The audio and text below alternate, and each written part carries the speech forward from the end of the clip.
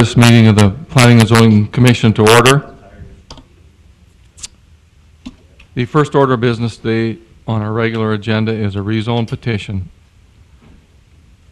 And there's been a request. At this time, the official minutes of the meeting will be the motions, not all the discussion. But the meeting itself will be recorded. So they're asking anyone who speaks, speak clearly into the mic, and if you have something you'd like to present to the commission when you come forward to the podium, speak very clearly into the mic so you can be heard. The rezone petition is to consider a rezoning petition from low-density residential to limited commercial. The site is located on lots 1 and 2 of Block 12 of the Prairie Hills 4th Edition subdivision. The site is approximately a half an acre, 0.44 acre. And at this time, I'd ask the party presenting, please come forward.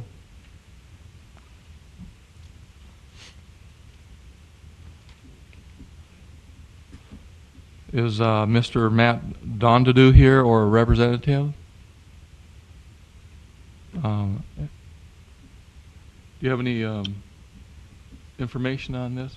Mr. Chairman, Mr. Chairman, I know the applicant is out of Fargo. That being said, our standard policy is, and it's pretty typical anywhere you go around the nation, that if you don't present your petition, it's up to the commission to decide if they want to hear it, if there is any objections, or you can continue it, and that's been kind of our standard policy in the past until they have a representative to bring it forth. So it's your call as a commission if you want to see if there's any public comments.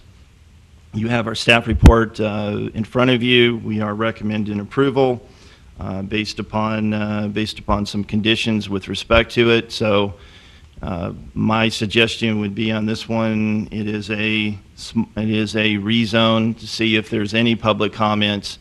If there are no public comments, then make a decision if you want to continue it or move forward with the decision today. Because nevertheless, we may have somebody from the public here, and I think if they show up for it, they should be able to get their comments at least placed into the record. Thank you, Mr. Corton. At this time, I'd ask if there is anyone in the public who would like to make comment on this rezone petition, please feel free to come forward.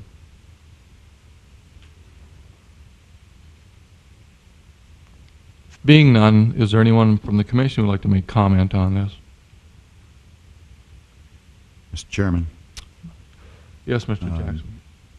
You know, I don't have a problem with the rezoning request. I think it makes sense in this location. I do think we have to somehow, we need to make the applicant aware that he's probably going to have to pave that, at least half that street going north that's adjacent to his property.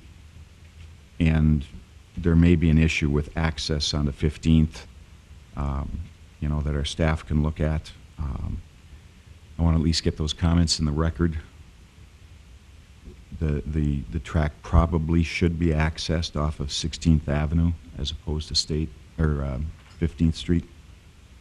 I don't know that we need to make those conditions of the approval or not, but I do want to get those comments in the record.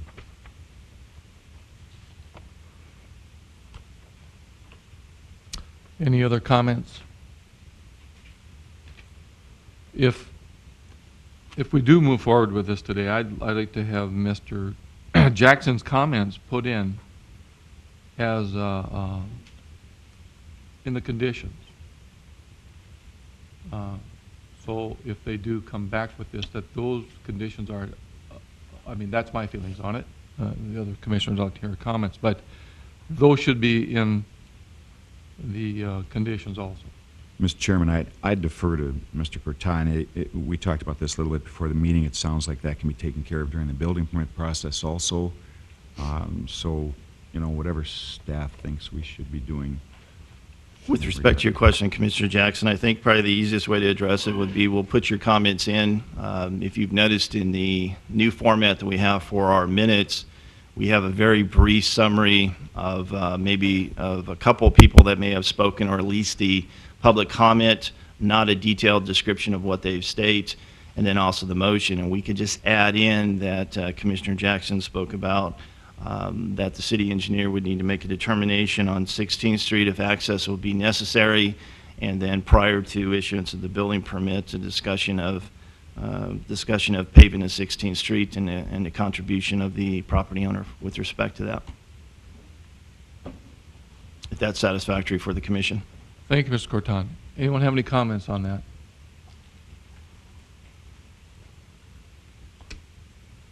Any other comments? Anybody else would like to make any comments on this while we have an open public hearing?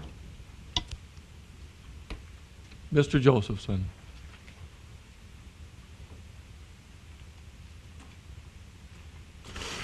Steve Josephson, the city planner, City of Dickinson. You've got the request in front of you for a rezone from low-density residential to limited commercial. Just wanted to amend one of the conditions on here, the first condition, or the second condition, and it should read, prior to final zoning approval, the applicant shall be required to request an amendment to the subject parcel's future land use map designation from residential to commercial. And I'm here to answer any questions you may have. I think these staff report's self-explanatory. And that's your recommendation, isn't it, Mr. Josephson? Yes, You his put this report recommendation is together. approval subject to the two conditions. One of them, the other one being that they be required to make a cash payment in lieu of land to the Parks and Recreation District. And I believe they have contacted Sarah Turner over there to discuss that. What contact have you had with this? Oh, I have spoken to them, and I've spoken to them on the phone and also by, and also sent emails. I've sent them a copy of the staff report, so they should be, they should be aware that that they're supposed to be here for the meeting. I guess one thing you could do too is you could hold on, you could take the other cases first and see if the representatives ever show up. That's another option. That we could do. Being you put this packet together, what would your recommendation be? Would you recommend we go on with this, continue it, table it? Being you've spoken with these people. Boy, at this point, I for one like to have the representative there to answer any questions and speak to any issues. Okay. I would say that at this point, I'd say at this point you might want to table it till till later in the meeting, and if they don't show up, then it goes to the next Planning and Zoning Commission meeting. Thank you, Mr. Josephson. Any comments or questions for Mr. Josephson? Any other comments? It's time we'll close the public portion of this hearing and ask for a motion.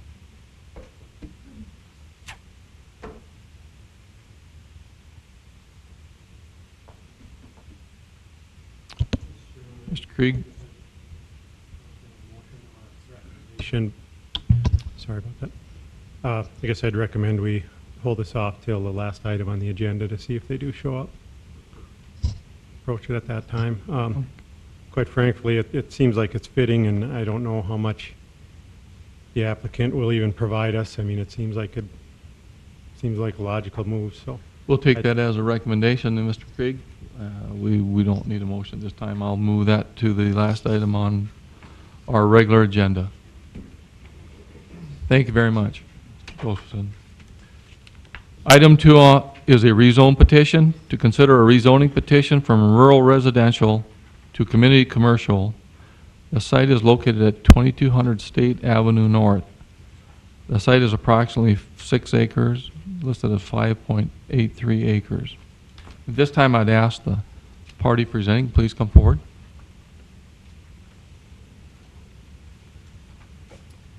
Good morning, gentlemen. My name is Don Hott. I'm the president and owner of Valley Plumbing and Heating. We're excited about the opportunity to come be a part of your community, and this is one of the main steps for us, is having an opportunity to ability to locate here and work out of. I don't really have anything further to present than what you have in front of you. We agree with the recommendations that's been made by the city planner and plan to comply with those. So I'm more than willing to answer any questions that you have. Any questions at this time for Don, for Mr. Hott?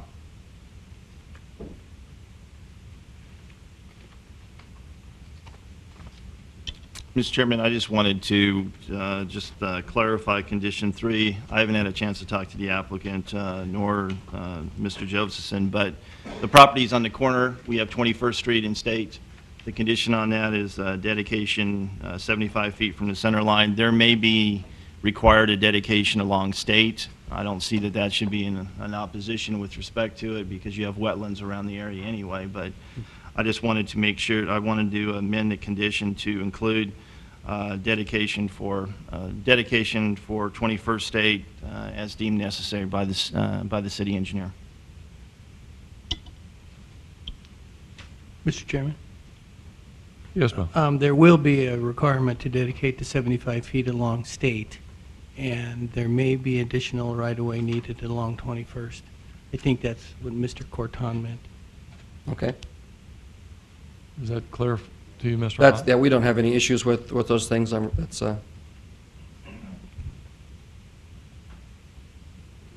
Any other comments or questions? Mr. Chairman, Mr. Jackson? for Mr. Curtin, I assume that during the plating process, there'll probably be a development agreement so we can address any cost participation that the property may have with State Avenue, or, State Avenue.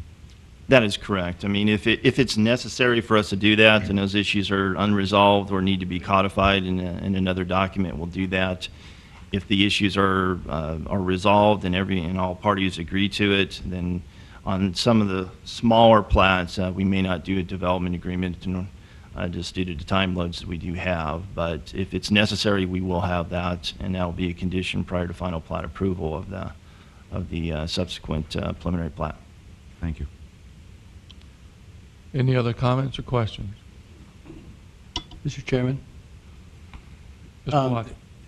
from the engineering standpoint, the city will be requesting that the applicant pay for his half of the construction of State Avenue along his property.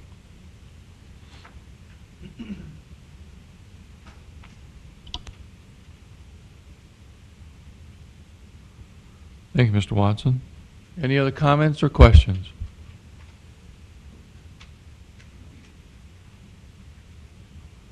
Thank you very much. thank you. This time I'd ask if there's anyone else in the public who would like to make comment on this rezone petition, please feel free to come forward.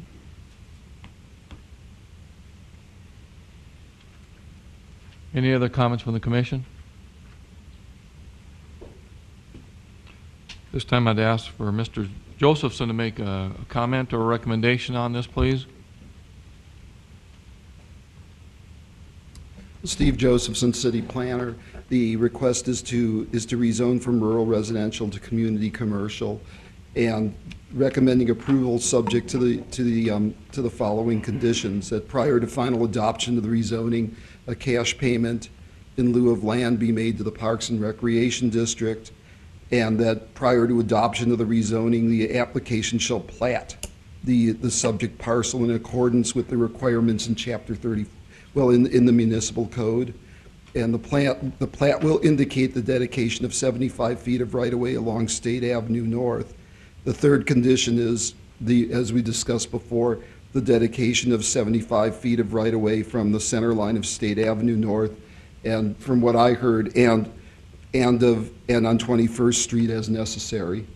And then the final one is that prior to approval of the final subdivision plat, that the applicant request amending the subject parcel's future land use category from residential to commercial. And I'm here to answer any questions. Thank you, Mr. Josephson.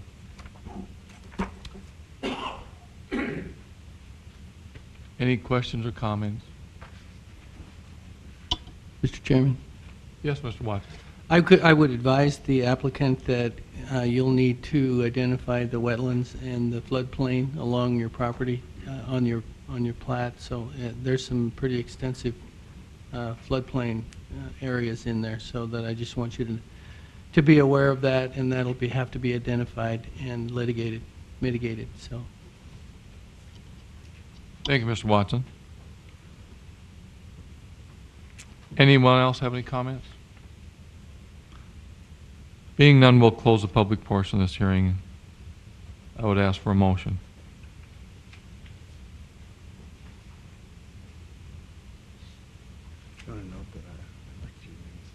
Mr. Grimm is going to deny himself conversation, or commenting on this one. They did some surveying for this particular applicant, so he may have an interest in it. Mr. Chairman, Yes, Mr. Tews. I would like to make a motion to approve the request from Mr. Hout. Been motion. As noted, with the conditions from staff, the 4 conditions, and also the note from City Engineer, Mr. Watson, about the compensation on states. So, Okay, there's been a motion to approve. Is there a second? Been a second? Any discussion? None. All those in favor of the motion signify by saying aye. Aye. Aye. Opposed? Motion carried. Thank you, Mr. Howell. Thank you.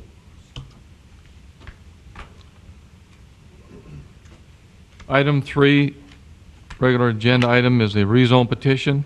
To consider a rezoning petition from medium-density residential to limited industrial. Site is located on lots 4 and 5 of Block 3 of the North Industries First Edition subdivision. The site is approximately 1 acre. This time I'd ask the party presenting, please come forward. Mr. Chairman, I'd like to remove myself from item 3 since I do own Dickinson Energy Park. Okay, Mr. Tews is removing himself from this discussion as an owner. Mr. Chairman, Commission, Sean Sorn, Boundary Engineering, here to represent Dickinson Energy Park on this rezoning request. They are asking to rezone lots 4 and 5 from a medium-density residential to limited industrial. To the north of the properties that they're asking for this rezoning on, Rough Rider Electric has recently put in a pretty good-sized substation on there, takes up those 2 lots. We have talked to the property owners to the east as well as to the south, and haven't gotten any negative feedback from them. With the development of the area and Warrior Energy across the street and these lots facing the west, we feel this is the best fit. We can use the rear yards of this and put some things in place to help buffer the neighboring areas. The lots to the south were replatted as part of the Lyons subdivision, and even though they are still a residential use, they do not face 4th Avenue. They've got the street that they'll be facing to the south when it gets developed. So we feel that this is an appropriate request and fits the area as it's developing right now. Certainly be happy to try and answer any questions you have. Any questions at this time for Mr. Soren?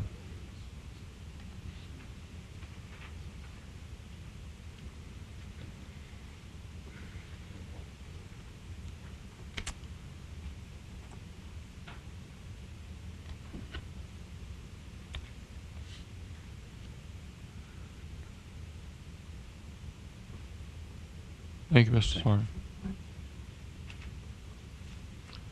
This time I'd ask if there's anyone in the public who would like to make comment on this rezone petition. Please feel free to come forward.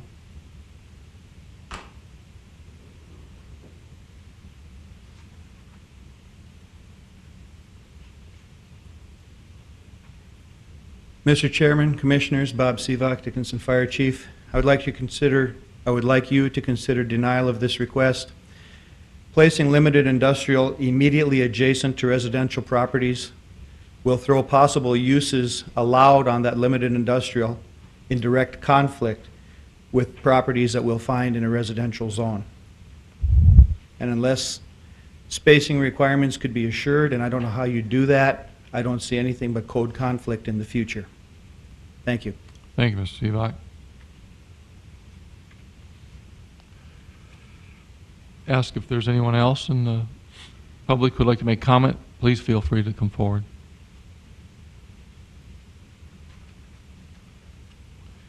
Any other comments from the commission?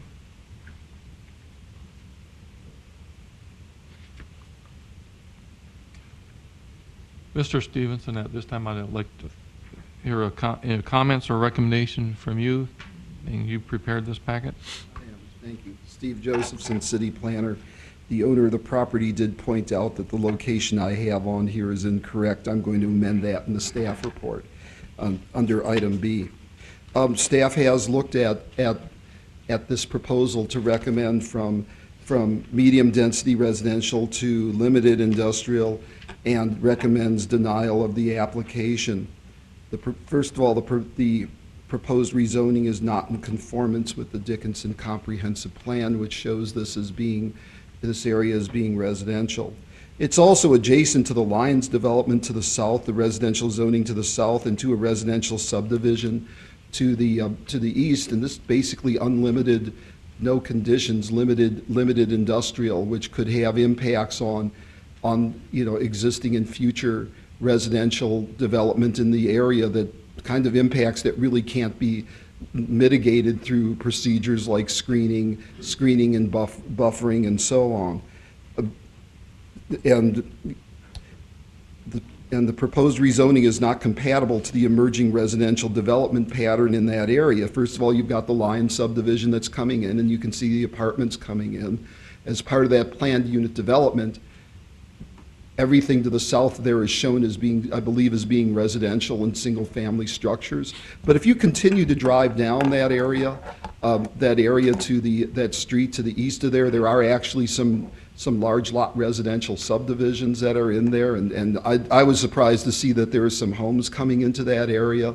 So the direction that is going in is not, it's not industrial, it's residential from there on in. If we just wanted to look at the map, the road that runs to the west of this property appears to be the delineation of where the industrial uses would be, and with anything to the east of there being residential in nature. Yes, where that substation is there, but it is under agricultural zoning. The substation is allowed in agricultural zoning as a special use under the city's code. If it was in there when it was in the county, it would have been a conditional use. The city has approved those before against next to residential development, and substation does not have, although it does have impacts on residential, it doesn't have the same impacts as a warehouse or any of the other uses where people would be coming to and from it every day, like limited industrial would. So maybe it's not the most appealing thing to look at, but it's certainly more passive than some of the other uses that could go in there. So based upon the findings in the staff report, staff recommends denial of the rezoning, and I'm here to answer any questions you may have. This time, anyone have any questions for Mr. Josephson?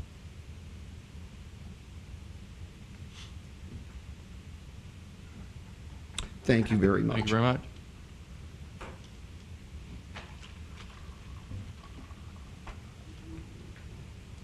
This time, we'll close the public portion of this hearing, and I would ask for a motion.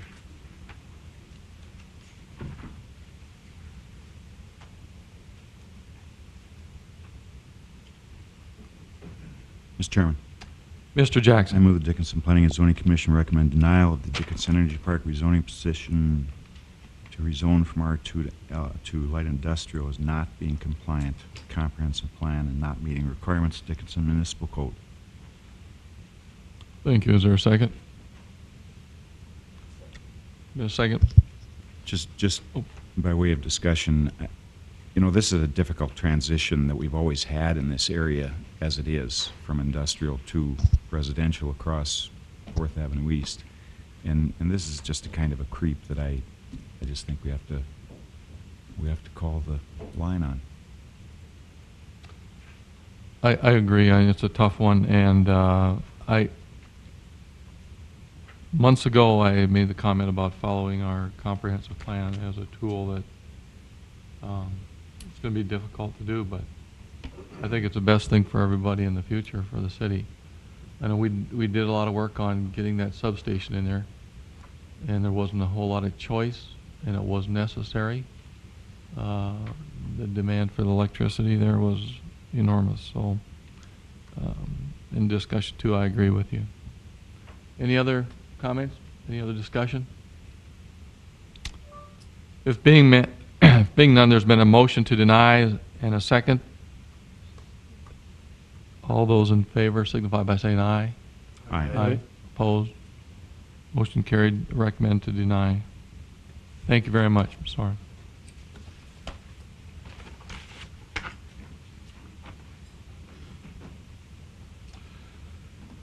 Item 4 on our regular agenda is a rezone petition.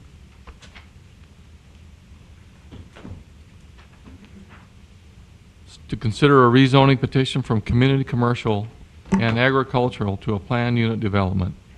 The site is generally located in the west half of Section 5, Township 139 North, Range 96 West. The site is approximately 58 acres. And at this time, I'd ask the party presenting, please come forward. Good morning. It's actually 94 acres. There's a 56-acre piece and a 34-acre piece. They're contingent. I hope that we've got that all in one. Just a second. I'm going to have this clarified for sure before we...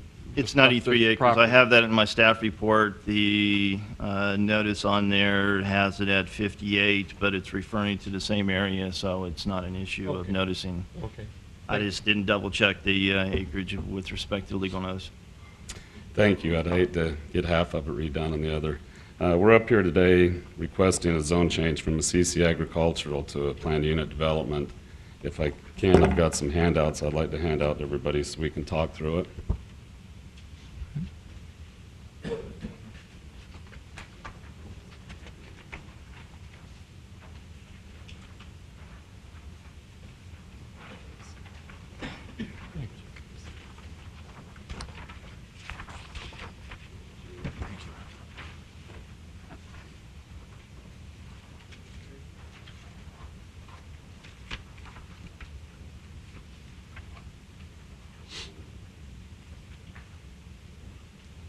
The audience want any? Dan?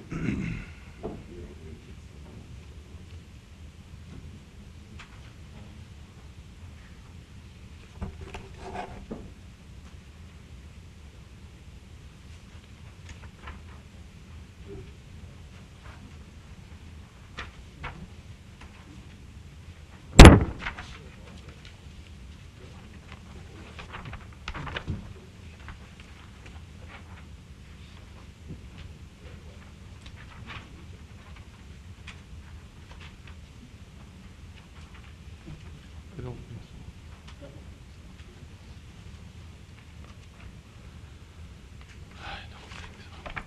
I'm sure you're all aware what property is. If not, it's on the west side of the town on Highway I-94 on the business loop right before the freeway.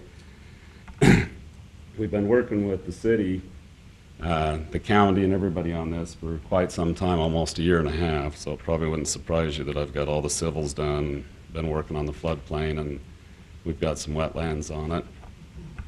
We've got all the Corps of Engineer, we've got the delineation done, we've got a traffic study on its way. We took it, if I could, Dan, so I can show this a little bit better. We've got quite a bit of interest in the project already. I took it to the ICSC in late May, and I've got 4 or 5 of the pads already spoken for. I've got a group that wants the hotels, of course, are very sought after, the hotel sites. Right by the freeway, we figured we'd like to just rezone it like this because it's going to make a better project as far as where the theater's going to go. We've got a group here that wants this, and we're working with a big tenant over here on this side of the trees. We did have it platted at one time for 900 apartments. Since then, because of the want of the higher commercial for the area, we're going to go ahead and take that out. Just add maybe 250. And I'm wondering if there's anything you guys like to know about the project. We approved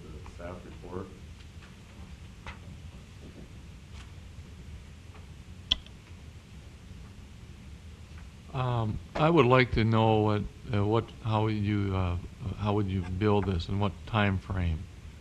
And if you are going to own any of the properties, are you just developing and selling all of the properties?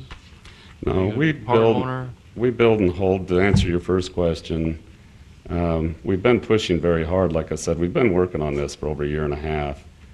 We're already scheduled to be at the Planning Commission on the 16th.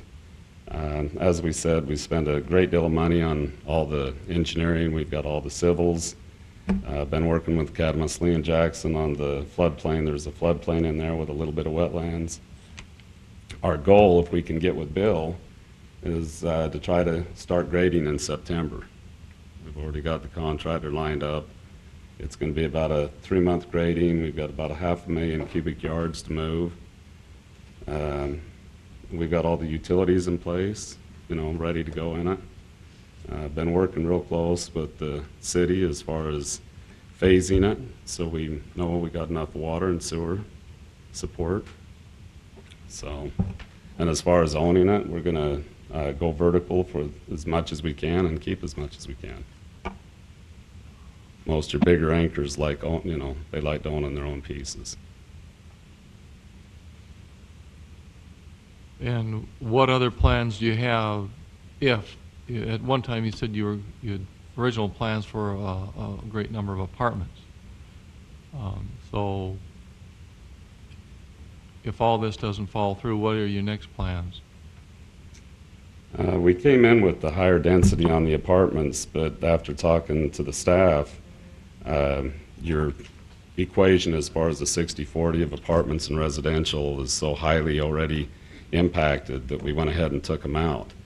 To give you an idea, phase 1 is everything from here over, and we pretty much got that taken care of already. Phase 2, I've already brought 2 major anchors out here to look at it, and they're both interested, and all we need to do is get an acre on phase 2. It's a 100-acre piece. The 48 acres on the north side of the property, we pretty much got taken care of. That's why we only want to, try to get into the grading, get into the dirt this year because of the short construction window you have out here. Mr. Chairman, I could also add some comments with respect to it. I've been working with Mr. Radden for probably a year and a half on this development. And originally they had come in with 900 units, and slowly we have reduced that. We're going to have later on as part of the meeting, we're going to discuss the apartment allocation issue. But they have significantly reduced the number of apartments based upon staff's recommendation. I've been working with them to have as much commercial, to have a uniform building design, a uniform site, a uniform sign code, a unified landscaping plan, similar to what I've done in other communities. And over the last year, things have changed. Just to let you know, when you look at this, like any other project that comes in front of us, bigger projects, these pads will change generally. They're not going to be exactly the way that they are because you're not going to be able to definitively get tenants in until you have the entitlement, until you have the PUD, and until you have the preliminary plat. So that's why when you read through my staff report, I have placed conditions with the design of it, the total square footage, the number of residential units. I put max numbers on there, in which Mr. Radden and I are in agreement of, and then the details of where the trees and how the design is and what context with respect to the building materials, I will work with them with respect to their tenants coming forward. And I feel very comfortable. I've had a good relationship with Mr. Radden, and based upon what we will eventually get on this project, I see this as to be a very good project. Should be one of our premier developments within our city. So, the issue on the apartments, I've been chipping away at that because of the apartments that we have already entitled within the city. So, but I don't want you to get enamored with respect to exactly where every one of the buildings is going to be, because that depends on who your tenants are going to be. the key on a PUD is capping it so that they don't exceed the total square footage for commercial or residential or parking and the rest. And those are issues that I have conditioned. So I hope that I think that's where you're probably going, Mr. Chairman, and I just wanted to provide some light on that issue.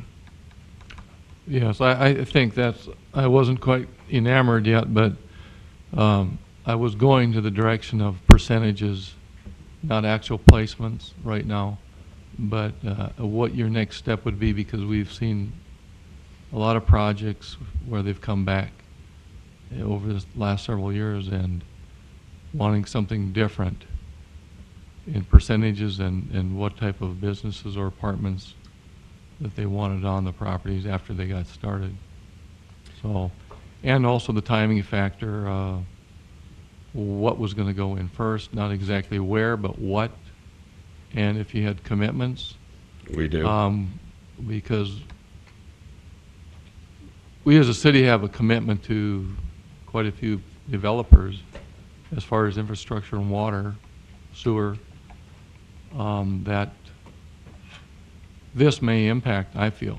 And so I'm very interested in how you're going to do it, when you're going to do it, and what it's going to be at first. That's a good thing about the project. In the beginning, like I said, when I came in and met with Ed a year and a half ago, we were showing the whole south side of it as apartments, and that would have been an impact to the city's utilities. A large commercial development like this isn't hardly any impact at all.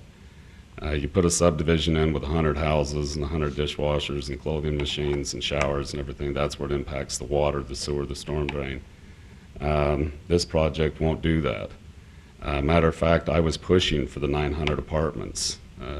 Ed's the one that says, look, we're already too far, I can't give them to you, da-da-da.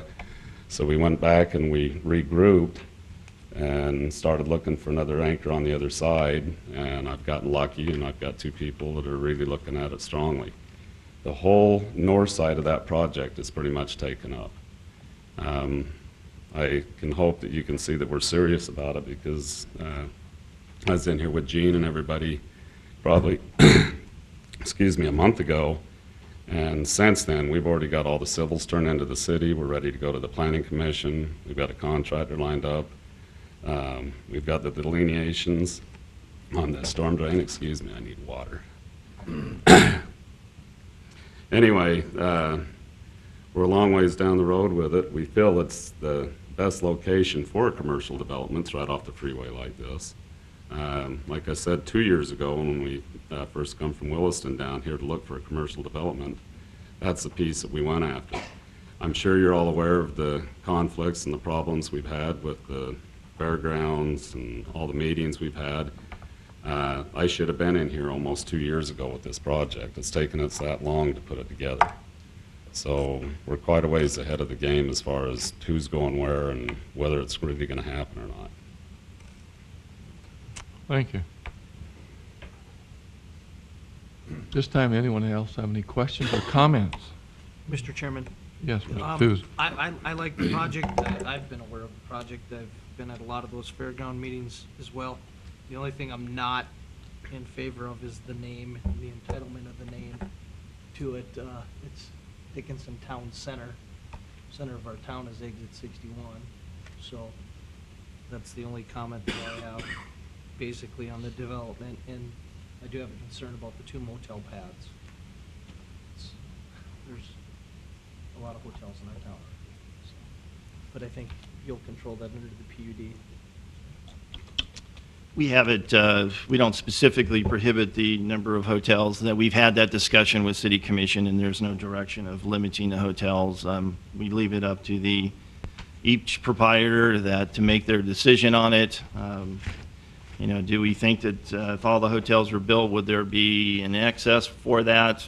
Potentially there would be. We'll just leave that up there. Just to let I have not conditioned it that they have to put 2 hotels. So if for some reason the hotel sites change over a period of time, it's conditioned on the total commercial square footage. So the land uses on that can change. Similar to what they have proposed on the residential, they had proposed 160. You know, looking at the area, this is a favorable area for multifamily. Instead of them coming back with another building and the rest, I have allowed a little bit of an increase with respect to that so that we have some flexibility without them coming back and modifying it. So I feel the conditions that are crafted in front of you are sufficient to address the modifications and to address the design and the approval of this. Just to let you know, the applicant has submitted their preliminary plat that is scheduled to be on the September agenda. That's what the applicant's referred to. And we do have the civils already submitted with respect to it. And we'll go, and you will have that on the agenda for next month. Any other comments, questions? Mr. Chairman, just one comment. Go by. Under parks, it says that the developer has paid park fees in lieu of the parkland. Maybe it has under a different name. I'm not aware of it. Do you know they've been paid? I'm not aware that they have been. No, nor am I. Okay. I have an email from Sarah that says that they are, and maybe there was some initial discussions with respect to it. We'll put that as a condition. I already have that. We'll have that as a preliminary plat or standard condition before you get Yeah. a final plat. Okay.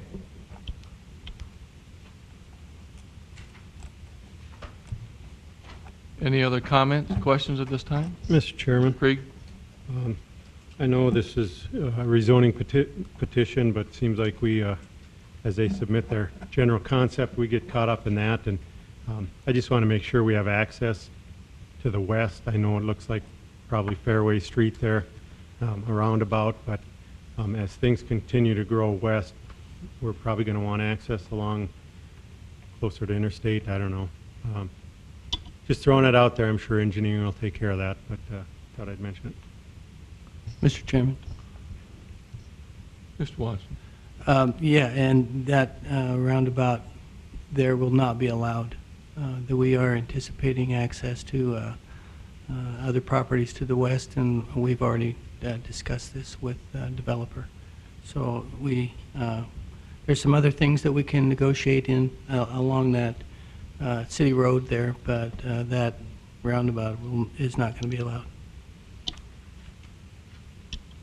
Commissioner Krieg, I have spoken to the people to the west and notified them that based upon the road alignment to the east, you know, we were looking at a long time ago or several years ago with the reconfiguration of Empire, and would that extend over to provide 2 access points. That has been removed, and I have notified the property owner to the west that the only direct access they would have at this time would be the extension of Fairway Drive, and they would need to have a secondary access, and they would need to undoubtedly have to come up through 10th Highway 10 and go through the county's property.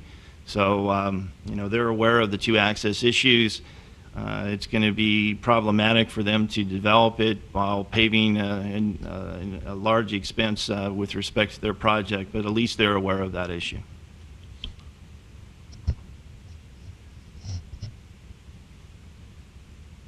Looks like a good project to me. Yes. Any other comments or questions?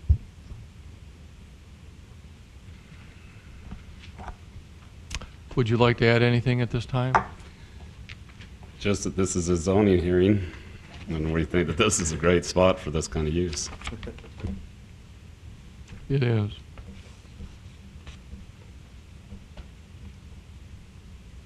It looks very good. Pick another name. Not a problem. Good. Because we've been doing a lot of work with actually the downtown renaissance and revitalization of our own downtown, so it does conflict with No, previous that's not a commitment. problem. It was just the old road that come around, Sure. so, right from Old Town, so. Thank you very much.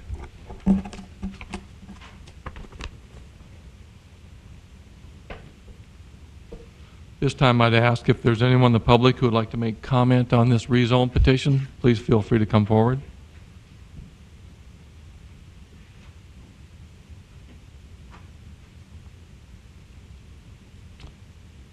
Are there any other comments from the commission?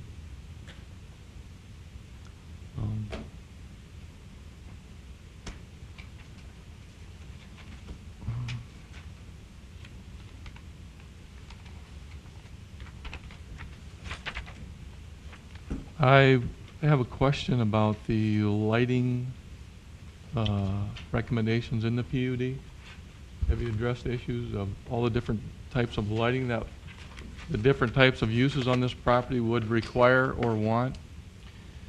That's part of the overall design that I'll be working with and finalizing with the developer. You know, on this, if you obviously you're referring to the conditions of approval, and I went into pretty extensive detail talking about bike stands, connectivity, and the rest. So that issue, we'll look at the lighting to make sure that the lighting is compatible for that. If it's their on-site lighting, then they will put it in, they will install it, they'll maintain that. If it's lighting going to be along Fairway, that issue is right now a discussion of how the city should address lighting other than the traditional Cobra-style lighting that we've had, and the developer will have to work with the city with respect to that. But interior lighting, I would feel that they would minimize that, but we haven't got into great detail on that. We normally don't at this stage. I'll see that whenever it comes into the building stage with respect to it. I would appreciate it myself. I think that, and the different people that he plans on selling, they plan on selling property to, that they're aware of it. That, I mean, my personal wishes are we don't have a big glow coming from the west side of Dickinson. That it's, you know, it just looks just as good as the trees that they've got depicted. I would like to, you know, this is getting off the subject a little bit. I'd like us to kind of look at dark sky ordinance ourselves. But, you know, with a bigger project that you're looking at on this one, when you're talking about the big expanses for the parking area, there is requirements that they have to light that for safety reasons and everything else. There's limitations on what we can do. However, along the periphery and next to the buildings and other areas, that's where those issues could be addressed. Thank you, Mr. Corton. Any other comments?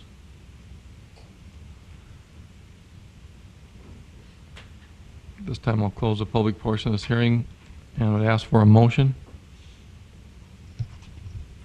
Mr. Chairman, Creek.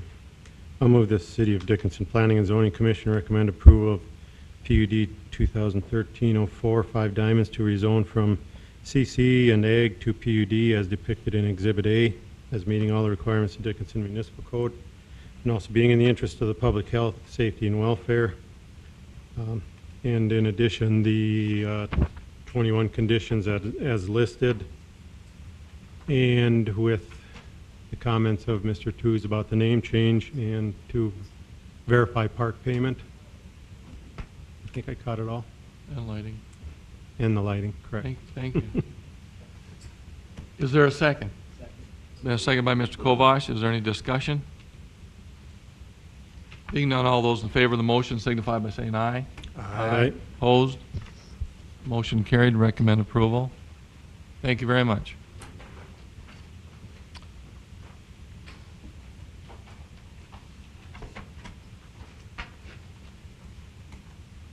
This time we have item 5 on our regular agenda. It's a preliminary plat. It's to consider a preliminary plat for the Ben Lance subdivision. Site is generally located on the northwest quarter of Section 14, Township 139 North, Range 96 West. Site is approximately 5 acres. I ask if this time the party presenting, please come forward.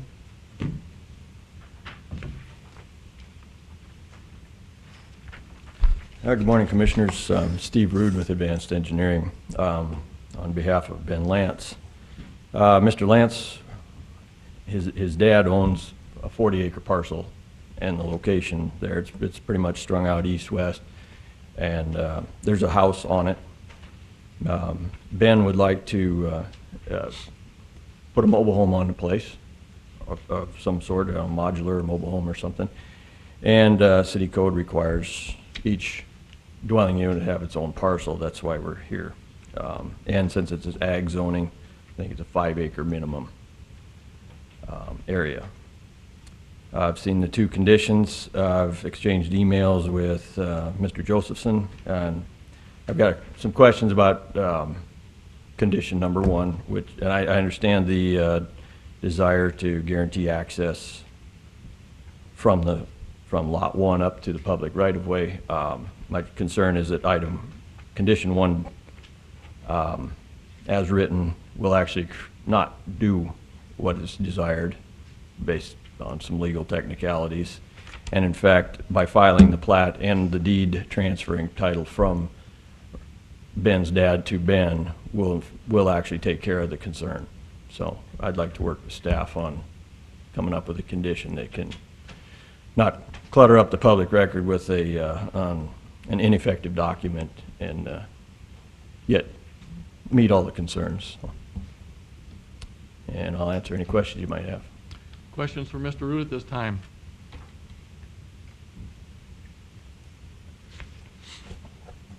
It's very clear what type of home will be put on there, right?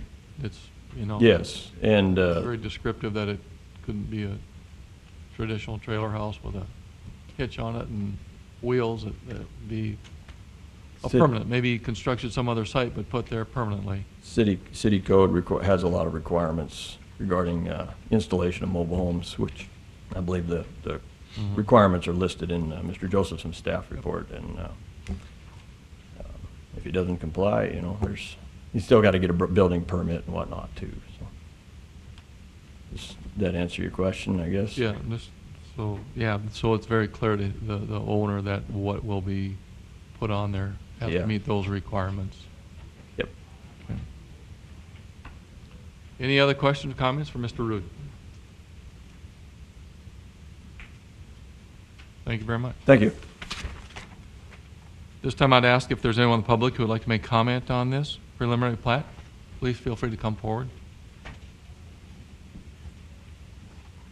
If being none, anyone else in the commission wish to make comment?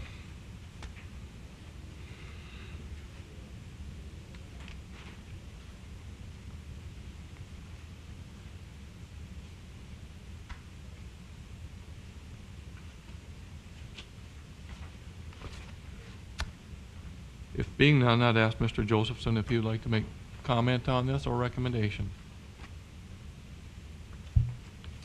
Steve Josephson, city planner. As the applicant's representative said, this is a preliminary plat to create a 5-acre lot on this property. And I had met with the applicant, and he had talked about ways that he could put another house on the property. And this was really the only way that you could get to this was to create another lot, and that requires under the city's code to plat that property. One of the things I noticed from the aerial is, since I was able to get onto the property, it looks on the aerial like there's some potential code violations out there, and they will need to take care of that prior to final plat approval. You'll notice on the south side, it looked like there were a number of vehicles parked on there. So, but the 2 conditions. In terms of the first condition about access, essentially, I did talk to Matt Culling, our city attorney, about it, and we stand by that condition. It'll be, all it is generally saying is that prior to the final plat, there's got to be some way that they convey access, access in perpetuity to that lot. As we're all aware, ownerships can change, and anyone who purchases that lot in the future, has to be guaranteed access onto it. And then the second condition was just that prior to adoption of the final plat, any existing uses that would constitute zoning code violations be removed from the lot. And we recommend approval with those conditions, and I'm here to answer any questions. Anyone have any questions for Mr. Josephson at this time?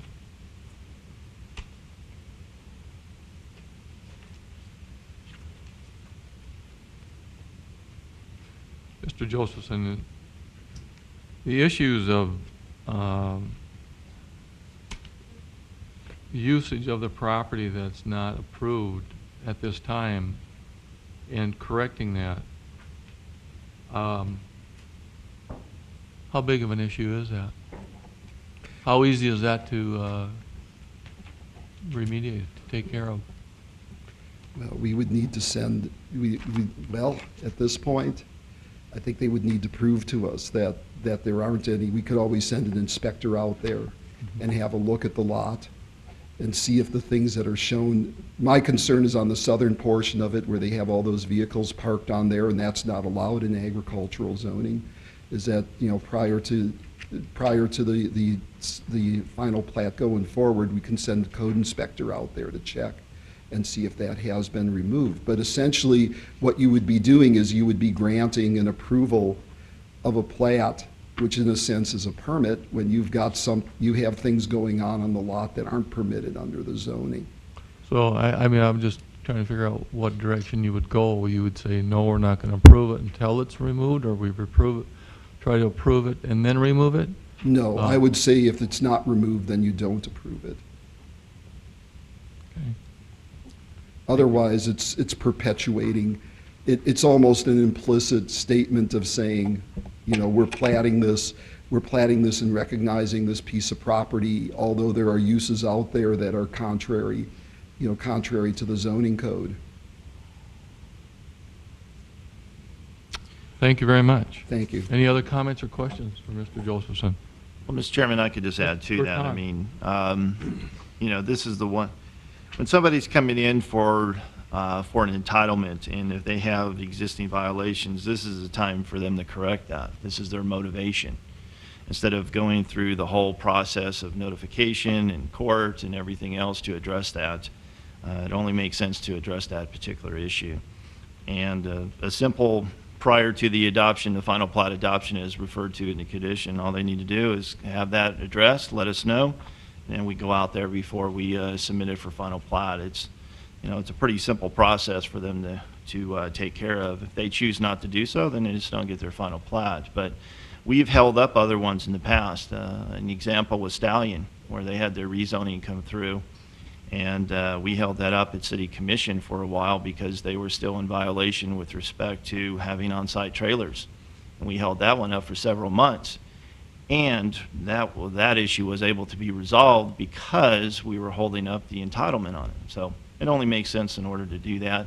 In our code, we talk about that. We talk about under building permits as well. If you're in violation of other city codes, then we have the opportunity of withholding that approval for building permits. And that should also apply with respect to platting and also rezonings. Thank you, Mr. Corton. Any other comments or questions? Being none, we'll close the public portion of this hearing, and I would ask for a motion. Mr. Chairman, Yes, Mr. Kubash. I move the City of Dickinson Planning and Zoning Commission recommend approval of the preliminary subdivision plat for the Van Lance subdivision, subject to the conditions listed above as depicted in the application materials, as meeting all the requirements of the Dickinson Municipal Code and also being in the interest of the public health, safety, and welfare. Is there a second to that motion? Second by Mr. Hanson. Any discussion? Being none, all those in favor of the motion signify by saying aye. Aye. Aye. Opposed? Motion carried. Thank you very much. This time, we're going to take a 5-minute recess.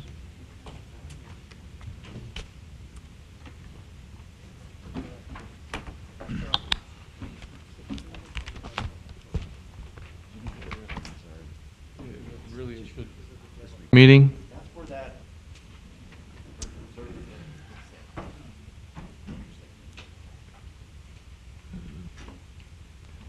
Item 6 on the regular agenda is a preliminary plat. It's to consider a preliminary plat for Woodhaven First Edition. Site is generally located in the southwest quarter of Section 26,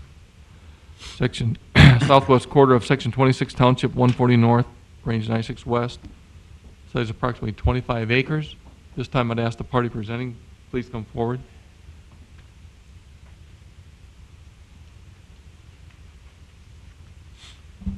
Thank you, Mr. Chairman, members of the Commission. Andrew Schrank with Highlands Engineering and Surveying, representing the owners of Woodhaven First Edition.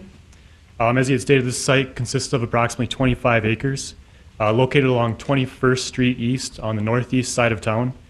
It's about a quarter mile from the Sundance development that is currently being started by the Meyer Group up there. We are surrounded by agricultural property in this area with the exception of a rural residential subdivision to the east called Hausauer First Edition. Back in April 17th meeting, this was rezoned from ag to low-density residential.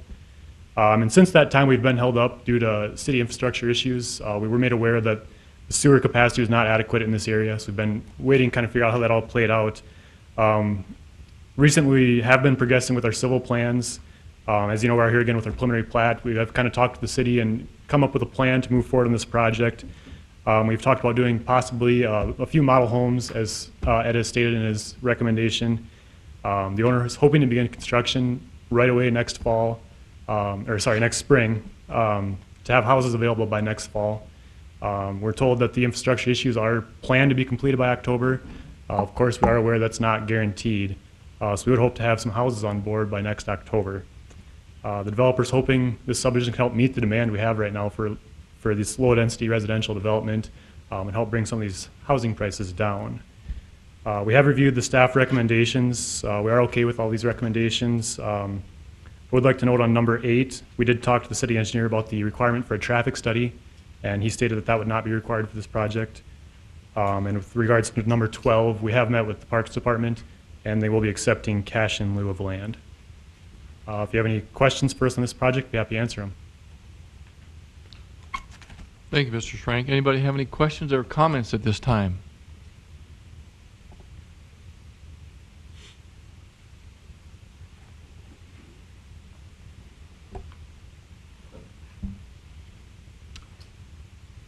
Thank you very much. This time I'd ask if there's anybody in the public who'd like to make comment on this preliminary plat. Please feel free to come to the podium.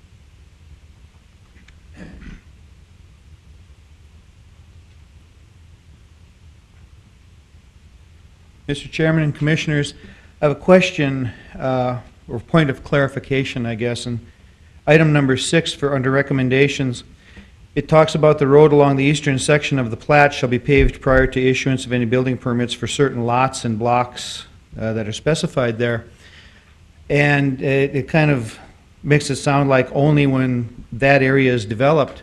And I think it's important for the developer to know, or for this to be clarified, that if once over 30 one or two single-family dwelling units are on site, 2 points of access for the development will be required by fire code. So the development of that road may need to be sooner than what's specified here. Maybe that's, it's just wording, I'm sure. It's probably not the intent. Maybe that's going to be addressed anyway. Also, if they intend to build model homes prior to the availability of city water and fire hydrants and water mains, there are requirements in the fire code for on-site water for fighting a fire, so that we have a ability to do so that I would hope they would contact us about, and we can cover that. So I was hoping that would be reflected in this list of recommendations, because it was mentioned, yet I don't see it reflected in here. So for their knowledge. Thank you, Mr. Seebach. Thank you. Mr. Chairman, I could respond to that. Yes, We will require 2 points of access as part of the initial one for it. The requirement on it for those lots specified, that would be the lots that are north of it. We will require 2 points of access as part of the approval of that. So they won't be required to build the entire road along the eastern side, just the portion of the road that would lead in and curve to the west next to the detention area, so they would have 2 points of access. And then the model home issue would be the timing, and the requirements with respect to that will be part of the DA. And the fire chief will be involved with respect to that. We want to ensure that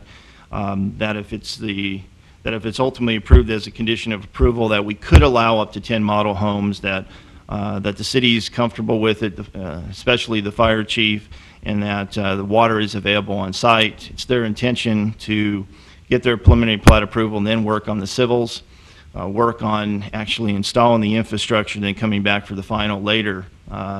So with respect to that, they may already have the water already installed and hooked up prior to final, so that the model homes will have water to it, or they'll have to provide some kind of storage measure, method, some kind of storage tanks in order to address fire if there is during the time that those buildings are dry.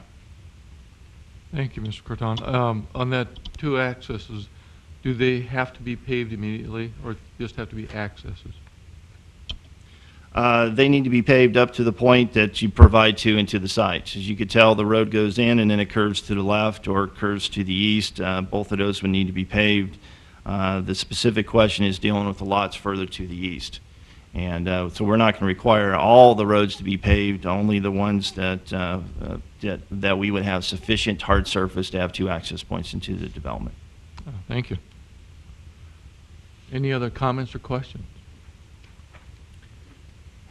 Mr. Chairman, Mr. Jackson. you know, I'd just like to note that I think this is a good model, this idea of trying to accommodate the infrastructure construction even though we have some constraints as a city. And I hope we can do this on other projects as we go forward, just to get some of these single-family projects moving. I like what we're doing. There are a few right-of-way things that I've pointed out to Mr. Corton and Mr. Watson that may or may not need some attention. I think the project's a good project, and we should approve it. Thank you, Mr. Jackson. Any other comments? Mr. Chairman? Yes, Mr. Watson. Mr. Jackson's comments are duly noted, and we will be requesting 40 feet of right-of-way along the north-south road on the east, and as well as some adjustments of the internal street pattern. Thank you. Mr. Watson, at this time, being it was brought up about infrastructure and water, we'd imply that it's a good project and that, you know, they should probably give approval to it and move forward. So realistically, that it looks like the city will be able to have the infrastructure and water and sewer do that. That will be met on the city's part? We will sometime. I can't actually promise a date, but we're anticipating massive construction throughout the city next summer. Okay. Thank you. Any other comments at this time? Any questions? Okay. Mr. Corton, would you like to make any comments or recommendation on this? No, we have been working with the developer. We appreciate their cooperation and understanding the patients that we're dealing with, and that's why we feel comfortable of recommending approval based upon the conditions that are attached within the staff report, and we would recommend approval. Thank you. This time we'll close the public portion of this hearing, and I would ask for a motion. I recommend that we recommend approval of Woodhaven First Edition preliminary plat as depicted in Exhibit A. It's meeting the requirements of the Dickinson Municipal Code and being of the interest of public health, safety, and welfare with the 15 conditions noted. Thank you, Mr. Grimm. Is there a second? A second. A second by Mr. Tews. Any further discussion? Being none, all those in favor of the motion signify by saying aye. Aye. Aye. Opposed? Motion carried. Recommend approval. Thank you, Mr. Frank. Item 7 on the regular agenda is a replat petition to consider a replat for Energy Center North First Subdivision and generally described as in the southeast quarter of Section 16, Township 140 North, Range 96 West. At this time, I'd ask the party presenting, please come forward. Mr. Chairman? Mr. Tews? I'd like to excuse myself from this one since I do own Dickinson Energy Park.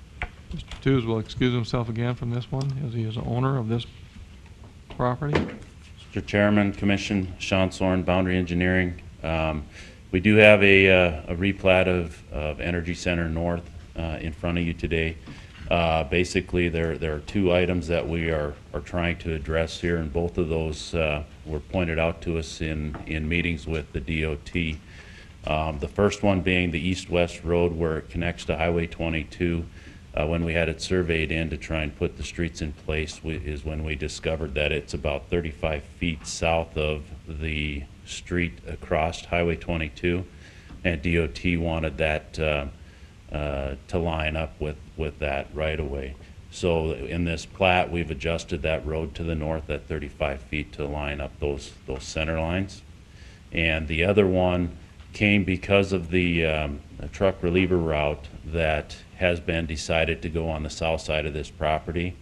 They didn't like where the north-south road came down to tie into that. They said it was too close to the intersection and asked us to try and move that to the west and get them at least a quarter of a mile where that would tie into that truck route. So what we've done on that north-south road, we did move it to the west approximately, I think, 600 feet to get us that quarter of a mile spacing from Highway 22 to that first road that goes to the north.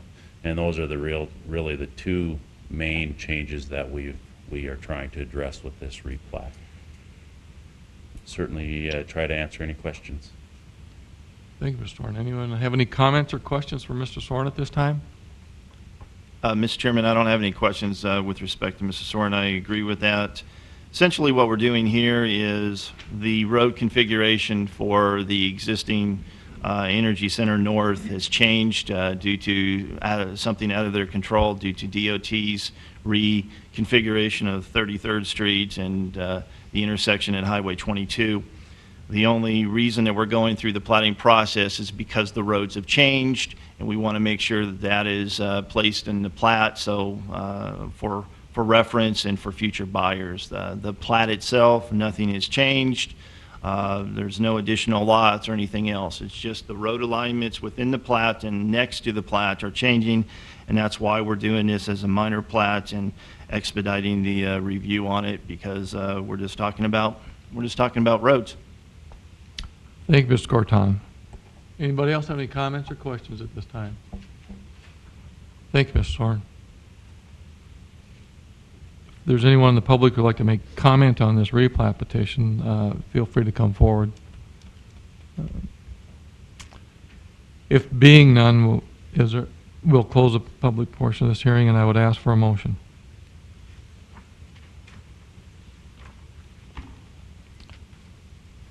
I move the city of Dickinson Planning and Zoning Commission recommend approval of the Energy Center North 1 Edition final plat as depicted in Exhibit A. It's meeting the requirements of the Dickinson Municipal Code and also being in the interest of the public health and safety. Been a motion by Mr. Grimm to approve. Is there a second? Second. Second by Mr. Krieg. Any discussion? Being none, all those in favor of the motion signify by saying aye. Aye. Aye. Opposed? Motion carried. Thank you, Mr. Soren.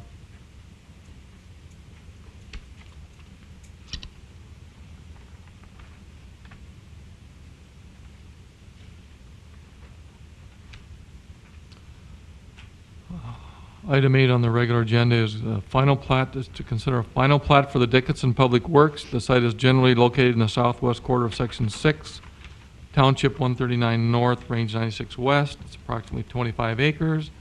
At this time, I'd ask the party who'd like to present that. Please go forward. I will present it, Mr. Chairman. Basically, what we have here is the final plat for the new Public Works building. Due to adding of the new road that came to it, required a platting measure, required it to go through that. So we're trying to catch up with the existing Public Works building that's under construction. There will be a new road, Public Works Boulevard, that will come easterly from Energy Drive. Staff recommends approval. There are some minor changes that I've notified the surveyor with respect to Century Code that need to be addressed. Other than that, we're recommending approval, and so that we can move this forward for final plat and recordation. Any questions or comments from Mr. Corton on this? Mr. Chairman. Mr. Jackson. Ed, what about the access issue? I will defer that to Attorney Colling if he wants to address that. Mr. President, Commissioner Jackson, Commissioners, we have had some preliminary discussions with the engineer regarding that. Because the land over which Public Works Boulevard will be placed is owned by the city, as well as Block 1. This subdivision is owned by the city. We don't believe necessary to create an easement at this point. City cannot grant an easement to itself for that road. However, the access from Energy Drive may need to be included in this plat so that the surveyor would then include proposed Public Works Boulevard within the plat. We're continuing to discuss that with the surveyor and the engineer, but that may need to be accomplished in order to complete this plat. It would seem like that would be the right answer. You know, we just had a plat 2 items ago that we insisted on some kind of an access easement. We should do the same, and I would think you'd want to plat it before we're done with this.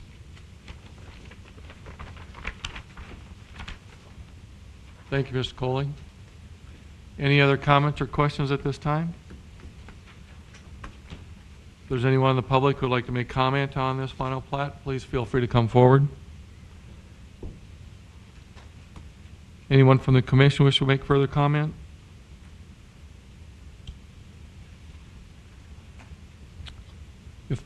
If being none, at this time we'll close the public portion of this hearing, and I would ask for a motion.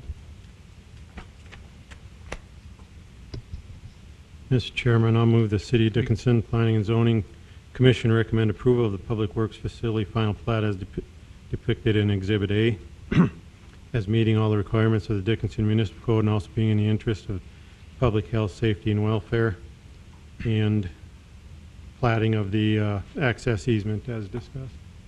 Thank you, Mr. Krieg. Is there a second? A second. Second by Mr. Tews. Also would like to ask Mr. Krieg if he'd care to change his wording a little bit to make sure that we upgrade that access easement to a completed road with access to that entire area. Yes, I'd be willing to do that. Okay. Do you have that? Thank you. There's been a motion and a second to approve. Is there a second? Is there any further discussion? Being none, all those in favor of the motion signify by saying aye. Aye. Aye. Opposed? Motion carried. Thank you, Mr. Corton. This time we have item 9 on our regular agenda. It's to consider a final plat for the replat of West Ridge First Edition. Site is located north of I-94, exit 59 via West Ridge Drive. The site is approximately 52 acres. This time I'd ask the party presenting, please come forward. Good morning, Mr. Chairman, members of the Commission. I'm Larry Nygaard from Roars Development. I'm here to answer any questions about the request for a replat. Anyone have any comments or questions at this time?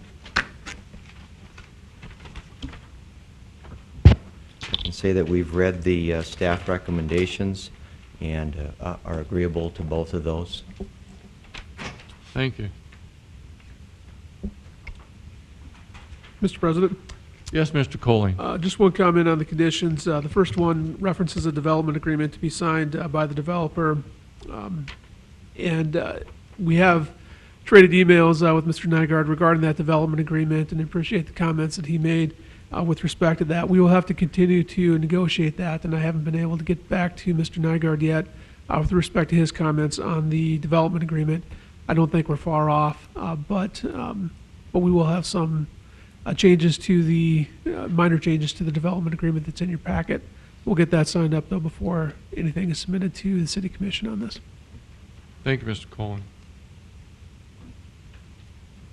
Any other comments or questions? Mr. Nygaard?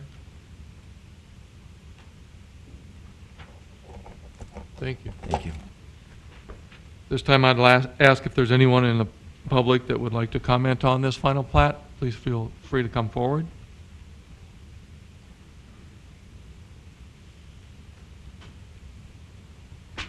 Mr. Chairman, Commissioners, the Fire Department received this updated map of this proposed section of the development just yesterday. And here again, I guess, as a question, we have a couple of points of access issues that we need to talk over with this developer. And so I need to know is, approving final plat, approving this to be built this way and giving this our approval? Because if that's the case, the developer needs to know we have two issues we need to discuss with them, that I'm sure we'll be able to resolve, but just so it's a matter of record, that this, as we see it, gives us two problem points. Okay. Okay. Does the city planner have a copy of that you're aware of with those 2 points issued? I just received this yesterday and have not had a chance to talk with Mr. Corton about this. So- Mr. Chairman, with respect to Fire Chief Sevak's question, we have it as a condition within the DA that cul-de-sac, the plans have to be reviewed and approved by the city. So we have not approved that before. Okay, it can go road forward. width leading in there is one of our points of issue that we need to discuss with the developer, so. Yes. Okay. Okay. Thank you, All Mr. right. Stevak. Thank you. Anybody else in the public wish to make comment, please feel free to come to the podium and give us your comments. Any other comments from any of the commissioners? Mr. Chairman. Mr. Jackson. I had a chance to talk to Mr. Nygaard about this before the meeting. I've talked to Mr. Corton, but I think we need to add a condition to make sure that all future streets are constructed to a minimum 40-foot width. There are streets out there that are not being constructed to that standard, and just a condition that I think we need to add when we approve this. Mr. Jackson, on that minimum street width, did you say a specific? 40 feet. 40 feet.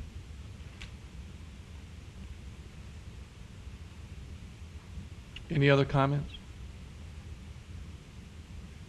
This time I'd ask Mr. Corton if you'd like to make comment and recommendation on this. Contained in the staff report, we have the conditions as noted by Attorney Coling. We will be working at finalizing the last little bit of the language with respect to the DA or development agreement, and the minor issues that were noted as part of the review comments from engineering. Those need to be addressed before we submit it to City Commission, and so we'll have those ongoing discussions. Based upon that, the city recommends approval. Thank you, Mr. Corton. This time we'll close the public portion of this hearing, and I would ask for a motion. Mr. Chairman. Mr. Jackson. I move the City of Dickinson Planning and Zoning Commission recommend approval of the final plat for the replat of Westridge First Edition as conditioned above and depicted in Exhibit A as meeting the requirements of Dickinson Municipal Code and also being in the interest of the public health, safety, and welfare, with the additional requirement that all future street construction in the Westridge First Edition be to a minimum width of 40 feet. Thank you, Mr. Jackson. Is there a second? Second by Mr. Kolash. Any further discussion? Being none, all those in favor of the motion signify by saying aye. Aye. Aye. Opposed? Motion carried to recommend. Thank you, Mr. Nygaard. Item 10 that was listed to be on a regular agenda has been removed. It was, for public knowledge, it was a final plat for Washington 5th. They chose not to do it. So we're going to item 11. It's a zoning text amendment. To consider an amendment to section 39.04.008, table 4-3, to increase the minimum lot size for rural residential from 1 acre to 5 acres and agricultural from 5 acres to 40 acres. And at this time, I'd ask the party who would like to present information on this zoning text amendment. Please feel free to. Ed Corton, Community Development Director. As was noted at the last Planning Commission meeting, we had a long meeting. We had several of the members had to leave due to other issues that they needed to address. And I didn't want the commission with without a full board to be able to make a recommendation on this matter. Essentially, what I'm asking for is a increase for the rural residential zoning district from 1 acre to 5 acres, and from ag to go from 5 acres to 40. This would be more reflective of the traditional development patterns. And also it'd be more consistent with what we had talked about as part of our comprehensive plan. So I'd like to continue that discussion. I had talked about it beforehand. I'm available to answer any questions with respect to that, but I wanted to continue this discussion for a decision until we had a full commission so that I could make sure that everyone's input were factored in with respect to that. So I'm available for any answers that the commission members may have. Anyone have any comments or questions at this time for Mr. Corton? Mr. Corton and Mr. Josephson, is this trying to align us with what Stark County's ordinances are? This would be true for the rural residential, if I recall right, and in their ag, they had bumped it up to 40, if I'm, yes. I'll let Mr. Josephson refer to that, but this would be in line with what the county is doing. Yes, Steve Josephson, city planner, and in this case, Stark County planner. Under the code for Stark County, agricultural is a minimum of 40 acres. And then there is also a zoning district created rural residential, which is a minimum of 5 acres. Okay, now, I'm not in favor of this because it moves us to a higher acreage amount that a person would have to buy to have a rural residential. And I believe in the ETZ zone, there should be the possibility that people could have 2-acre rural residential lots in that zone. I mean, the county issue is the county issue. Maybe out there we want bigger subdivisions, but I believe there should be an area where if somebody wants to live on the outskirts of town, that they could have themselves a few acres and not buy 5 acres or $100,000 and have extensive costs into that. And my comment's the same for the second ordinance that moves it to 40 acres. There's small ag areas around the city where it could be 8, 10, 12, maybe even 15 acres. But I don't know what everybody else's feelings are, but I think that's quite a big jump. Mr. Jackson? Unless I'm not understanding things, you can still do that. You just have to zone it R1. Well, R1 is only going to be allowed within the urban service area. So you cannot have an R1 that's outside the urban service area. That's per our comprehensive plan. To address Mr. Tu's comments, let me talk about both of the ideas and any issues that I've had. You may or may not agree, but at least I can just give you some of the ones that I've written down prior to the meeting. You know, cost of road maintenance, you know, if we have that, we're going to have more lots that we've had. Commissioner Elkin is not here today, but he has talked about on many occasions, you know, over the last year where we haven't allowed a 1 or 2 acre rural residential because there are existing subdivisions that haven't been filled, and it's his idea that you know, we should kind of go through that inventory of those existing, if you want to use the term, kind of antiquated subdivisions that have been allowed out there before we look at continually platting. The other one that I deal with, and I've dealt with this a lot in the Maury Bank, is conflicting land uses. Maury Bank subdivisions off of 40, they're in 5-acre pieces.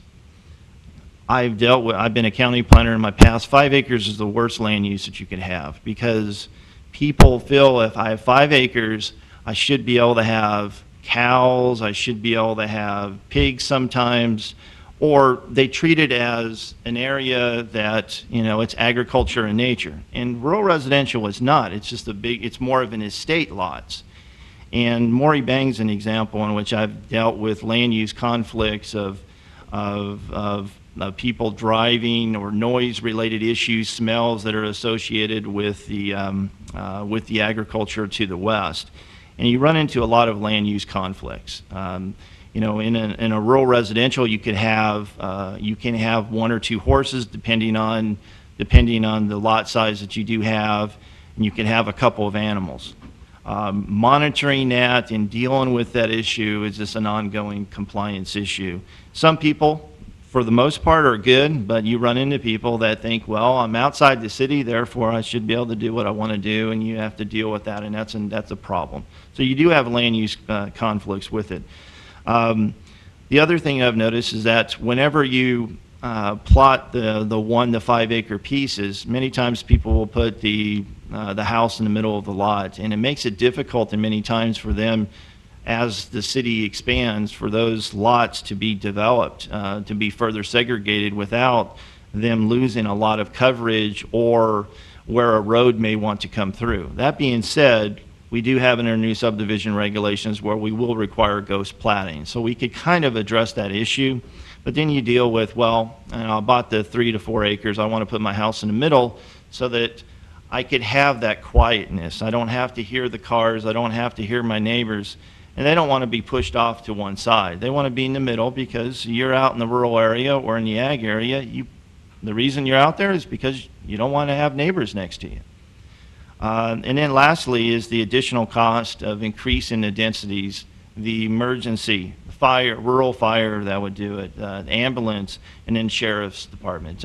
We've all heard from the city side of it, our budget issue and trying to keep our level of service, trying to have police respond, with our ever-growing city and trying to hire, the difficulties that we're having of responding to calls, emergency calls, and you start to address that issue. The more that you have outside of an urban area, then the more cost that's associated with it. So that's kind of the basis for the rural residential. May or may not agree with that, but that's how I've looked at it. The agriculture area, when you look at our traditional pattern prior to the last couple of years, when you look at the farms that have been established just outside of urban area, those are big lots that have been there. And you have people that have the historic land use pattern of farms that are 2 to 3, 4, maybe 5,000, 500 to 1,000 acres and the rest. And we want to preserve that. I mean, part of our heritage in this area is our farming community. And it's nice to be able to drive outside the city and automatically just outside the urban service area to get into where we feel that's country. And if we allow the agriculture area, which is our least restrictive area, to be carved up into smaller pieces, then we kind of lose that. We lose that, we start to lose that, the aesthetics and the preservation of those farms as well. And then you deal with land use conflicts. If you have a 5-acre piece and next to it's an active farm, well, guess what? You could have a pig farm, you could have cattle roaming all over, you have pesticides, you have other issues that are normal farm-related issues that somebody may not really consider when they buy a 5-acre piece in an agricultural zone. Guess what? I'll get those calls. We do get those calls, and many times people don't think about that issue until they live out there, and then they don't like it, and then they want us to address that particular issue, and you just run into those land use conflicts. So that's the idea behind it too, to bring it to bring the rural residential and the agricultural more of what it's been traditionally used in the past. So that's the basis for that, Mr. Juice. Thank you, Mr. Corton. Is that 40 acres for agricultural, does that reflect what the state codes require for tax codes, as far as if you're going to actively farm it, that you have to have at least 40 acres? That's my understanding. There's a requirement either for taxation purposes or whatever that in order to get some funding or classification, you have to have 40 acres for that, and that's kind of the standard for it. When you look at a viable farm operation, if you're harvesting or growing crops, you need to have at least a minimum of 40 acres to be it's really a viable operation, unless you're going to be a gentleman farmer, in which that's not going to be your primary source, means of employment or income. What do we do between 5 and 40 acres if someone wants to raise 20 acres, which is a lot of work, of an organic product that has a high market value? Is there any way to address that, or does the state prohibit it from becoming agricultural, according to the tax codes? Or does it have to be run as a business, not agricultural business? I can't comment with respect to the tax codes and the rest. We're Because talking that, about. I think where the 40 acres came from originally was the state and the federal government will recognize that for certain, deductions, expenses, and all that. There's a benefit to do that, 40 acres. And we're talking about segregating a piece, and for people to go through the segregation of a property, they're looking at developing it for a residence and a house. many people, many farmers will lease, with a handshake agreement that I'll go ahead and farm 10, 15, 20 acres of that. I'm not talking about that. We're talking about segregating it for specific ownership in order to have a house. So that's the basis behind it. I wanted to bring that up, and if the commission feels that that's not warranted and want to keep it as is, then we could continue to allow that encroachment, outside of urban service area. The key in our comp plan, and was noted, is that we feel that that the growth areas should be contained within the city. That's the reason you have an urban area. And then I think outside of the urban area, it should be preserved for its rural agricultural component. And that's the idea behind that. What would your opinions be on how would this affect, if we went to something like this? How would it affect if we expect, I'm sorry, this is it's a public conversation, but it does, it's some things we haven't heard, so it may seem casual. I apologize for not talking into the mic.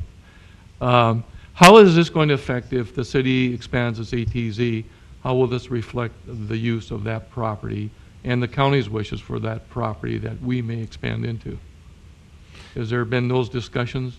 Well, the idea behind this is that this would be consistent for that. So the existing land use pattern, to answer your question, if you're a property that's on the border and then the city expands due to its natural growth, this would be consistent to the county's county zoning for that. So if you had an 80-acre piece just outside the ETZ and you decided that you wanted to split it up tomorrow and you were in the county, it would still be the same 2 40-acre pieces. Or if the city expanded at that point and we wanted to leave it as agriculture, which we would do normally, it would be the same code. So we're not changing that, or we're not making our code more restrictive than the county's. So I don't see that the conflicts between the two boundaries are going to happen with respect to the changes. Has there been a lot of numbers crunched on when the density becomes more dense, say in a rural residential, the costs go up for city services, but also the cost sharing is spread out as we increase the number of people living in rural residential. Is there a balance there, or do we always come out on the short end? You could say in many ways that residential, and all the studies that I've seen, unless you have a high density for residential, residential is a loss leader for any jurisdiction. You subsidize that.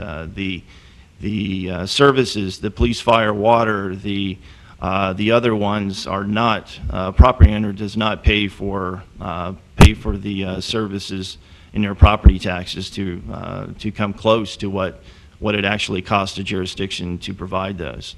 And the more acreage that you do have, unless you significantly increase the property taxes, and there's no direction of doing that to pay for that, you are making it so that that the property owners are not paying for that share. Because when you look at, mileage-wise for emergency services, either sheriff or police, depending on if it's in which jurisdiction, and then you have fire, that takes time.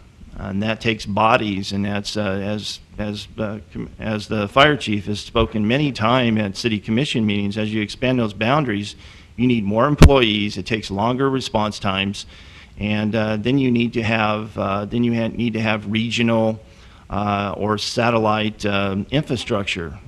Fire stations in order to accommodate that. You don't want to come from downtown and have to go way out to the ETZ. You need to have a station out towards that area. So the bigger the lots you have, with our development codes that we have been doing in the ETZ, in many ways it makes it cost prohibitive for somebody to develop. An example would be that we've been requiring paving roads. So if you were in the ETZ and you wanted to build a lot, put a lot in, you're going to be required to pave that road. And the idea of it being somehow affordable being in the county is probably not the case when you're talking about paving streets in order to come to that subdivision. So to answer your question, the bigger lots you have, the level of service standards that people have, the increase when it comes to prices for the lots. Is there any, oh, Mr. Toots, go ahead. Mr. Corton, I guess Lakeview Estates comes to mind, and Edgewater, or Water's Edge, or whatever that is out there. I mean, how would that affect those developments? Wouldn't those parcels then have to be 5 acres on each lot? No, no, this would be from the date the ordinance is adopted. So all existing ones would be. I understand that, but I'm talking about a future development as such as one like that. That would require those lots to become 5 acres. Correct. Where some of those Lakeview Estates, I think that's a nice area. And I don't think those lots are 5 acres. I think they're probably 1.5, 2 acre parcels. I don't believe they are 5 acres, yeah. I believe if we'd ever bring that into the city, there would be lots of challenges with infrastructure there, though. Absolutely. That area for expansion, you know, bringing that in other areas further to the west is going to be very problematic because you have all kinds of infrastructure issues, and then you have to address putting in roads that, you know, now are gravel and upgrading them potentially, and do you special assess those people that have bought them, you know, those kind of issues to be resolved. But to answer your question, yes, in order for them to develop in that particular development, they would have to have a minimum of 5 acres. Okay. Wouldn't that make an infrastructure problem out there, such as Lakeview Estates, become worse, more expensive per lot? Well, yes. I mean, there's no doubt about it. By increasing the density for that, it will increase the cost of it. The question is, if that's the overriding concern, if you want to save costs for that, then you would lower the lots with respect to it. But we also got to factor in a balancing equation of where do we feel the infrastructure can and be available.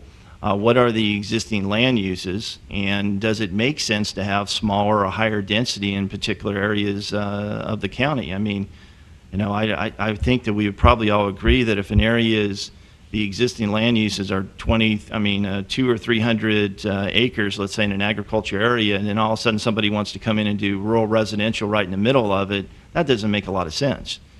So it's a balancing act with respect to it. But yes, that would increase the lot sizes undoubtedly. I think, though, with 5 acres, in many ways your infrastructure issues are going to be better because you've got more room for septic systems. Some of the subdivisions that you just mentioned have real problems with their septic systems, and were they on 5 acre lots, that situation would be better. The density would be lower. My concern in thinking about this in the past has been, you know, here we are in a fast growth situation, and who knows that subdivision that we might approve with 5 acre lots, we might be growing around it a year or two later and annexing or whatever. That's my concern. I think that the ghost platting takes care of a lot of that. It makes me feel a lot more comfortable about it. And I've never dealt with ghost platting, but the way I understand it, I think it can take care of that to a degree. Because just your concerns, you know, that you're trying to, if you were to eventually annex around a rural subdivision, and now you're trying to run water and sewer through that subdivision to get to an R1 subdivision, that's expensive. Mr. Jackson, I'm all in favor of ghost plotting. I'm just not there yet to reduce the lot size. I don't know how the rest of the commission feels, but I feel ghost plotting in that ETZ zone is essential with a lot of these residential areas. But I'm just not committed on making those lot sizes that smaller. I think of behind Steffes Church Furniture and Steffes ETS south of town, I don't know what that subdivision is called. I believe it's the Decker subdivision. I mean, those lot sizes out there are probably in that 5 acre area, and they probably don't have septic and drain field concerns out there. They do. They do? Oh, yeah. I'm unaware of them, but that's fine. Yeah. That's a nice area too, you know, but that's close to our city. Right.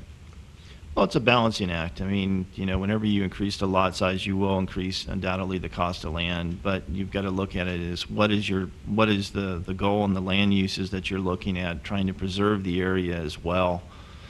So No, I'm bringing this issue up, and I would like to hear other comments from commissioners and see if there is a desire to do that. I mean, I have proposed that. You may decide that maybe there's a compromise in between, maybe going from 1 to 2 acres, or a little bit above it, or just keep it as is. So I'm proposing that, and I don't think I'm not. This is not a time-sensitive item that has to be determined today. So if you need more time and you want to think about it more, we could continue that and continue on with an ongoing discussion until we come to some kind of a resolution. So with that, I'd like to get some more comments if we can. Anyone else have any comments on this? Yeah, I do. Mr. Grimm? You know, I guess I like this change. I've lived in communities that had what I would consider prolific urban sprawl, and they typically developed as 1 acre tracts or parcels of land, and as maybe even whole subdivisions. And as the city grew into those areas, you would then all of a sudden have infill of like an R1 type development adjoining these type of developments, and it just, you know, those 1 acre developments weren't going to change to a more dense development, and it seemed like there wasn't a lot of opportunity to change. But when you saw these larger 5 acre lots, there was opportunity. You would tend to see it was more favorable to take that 5 acre tract and subdivide it and develop it to the now consistent surrounding zoning. You know, and so I think that maybe it's not the intention, but it prohibits that kind of sprawl, which, I mean, the way the development in the community is going, I mean, I could, there's some other restrictions that in kind of development as far as septic and things like that, but I could see that urban sprawl being more prolific, and this being kind of more of a solution to how that eventually gets developed. I like it. Mr. Chairman? Mr. Hans? I guess it makes sense. I just know there's been a demand for rural houses for years here. And I just think if we go to 5 acres instead of maybe even 2 or 3, most people are going to be priced out of ever living out of town that would rather want to live out of town. So I don't know if there'd be a number a little smaller than 5 acres. There's a lot of, like, Ridgeview Estates just east of town. Most of those are just shy of 5 acres, I think. There's a lot of them in that 3 to 4 acre range. I think within the ETZ, that those prices are just going to jump up even more than they are right now. Yeah, I favor your comments. I think that we're getting to the point, you know, it's good to have these discussions, but I'm not quite sure 5 is the answer. Maybe 3.8 would be better. But I'm just saying that, you know, it's a number. When you jump from 1 to 5, or all of a sudden you go to 40. I think the best thing about doing it is protecting the outlying areas of the city. And as we expand, and what is going to be allowed adjacent to the city as it expands, to protect those rural areas. I think that's an extremely favorable point of doing this for the aesthetics and the quality of life that certain people want to have and a certain setting they want to have, and the rest of the city. And it promotes growth. You know, just like infill, it's not going to jump from one section to the next section line, all spotted all over with little 1 and 2 acre plots. But I'm not sure I'm at 5 yet. I personally have a 5.5 acre place. And we just 2 months ago had a association group that some developer wanted to chink away at a couple of those 5 acre lots and put in smaller homes. Now you want to prevent that too if you're in that setting. So if you do establish 5 acre properties, then those people that have gone to the expense, like Mr. Hanson said, it's prohibitive for most people probably here now, but maybe there is a group, and there would be an area that it would fit perfectly. But then if they do that, there should be some type of assurance that what they bought into is going to be preserved. And that maybe on the outside of them is 40 acres as far as agricultural minimum. And they'll know that. Not that next year, well, we're going to take one of these 5-acre parcels in the middle of this and chop it up into 3rd-acre lots and run, water and sewer to it and call it another subdivision. Now, here's an option that I've dealt with as well. I mean, we have 2 different zoning designations outside the ETZ, rural residential and ag. A lot of jurisdictions that I have dealt with, when you have an urban service area, they will split that rural residential and almost call like an urban rural residential, and a rural residential. And you could kind of look at the land uses, look at the areas around it, and say which areas that we would feel comfortable with that have a typical land use pattern of 1 acre, and we could allow that in this particular area. But over here, since it's not carved up, the existing lots are 50, 100 acres. That area should be, that at a minimum should be 5 acres. That's another way of looking at it. We could create another zoning district and have 2 different ones to address it. That's another option that we can consider, and many jurisdictions use that. Where, let's say the area is northwest of town, where we have some existing 1-acre subdivisions, call that a different zoning designation. But just outside of that, where it's pretty much preserved and in the state rural and agriculture, allow that to be at 5 acres. That's another way of looking at it. If there's a direction, we could do that as well. So I just want to give you alternatives. I'm not married to any of them. I just want to bring that up. I think it's part of my job is the implementation of our comp plan and look at ideas and see if there is a direction for us to go forward. I think he would like us to give him more comments somewhere along the line on this. Well, I have like maybe a question. I'm thinking it's folks seem to be really interested in being able to reduce it to a 1-acre parcel so that it's affordable. To me, that says that we're encouraging like the development of these 1-acre lots, or say maybe it's 2-acre lots. Is it a development that is favorable? Like we're in favor of, within that ETZ, of developing multiple 2-acre lot developments. Is that something we want to promote? Because I mean, when we talk about cost, if we're trying to make it affordable, that means we're promoting that type of development. My thought is that we wouldn't typically promote that type of development. That's my presumption. It seems like especially in the ETZ, I mean, you got just a small window of an area that we're talking about. It seems like we would want to restrict that type of small acreage development. I mean, most things go to septic, it's... I think there's going to be the public health is going to prevent some of this, because septics aren't going to, a lot of places aren't going to perk. It's just not going to happen. One of the issues with septic is and I've spoken to Southwest Health District about this, is the state does allow a minimum of 40,000 square feet for well and septic, but what happens is the septic system has a limited life period. And there's going to be a point where the tank fails, or they need to expand the drain area or whatever. And there are areas where you have 1-acre zoning where they're trapped. They can't do anything else if they can't acquire any more property. And they've had to come up with some solutions. If you get more than one lot and they're all next to each other and they start having septic tank failure.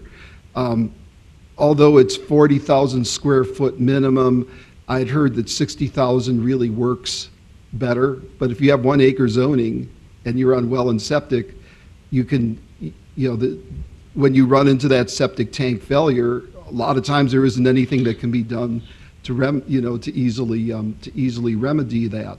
One of the things I wanted to bring to the table, and I've worked at a couple jurisdictions who have done this, is they have a step down between a 5-acre zoning, which is rural residential in nature, and then something that's smaller than that, and it'll tend to be in a state zoning district, and those tend to be 2.5.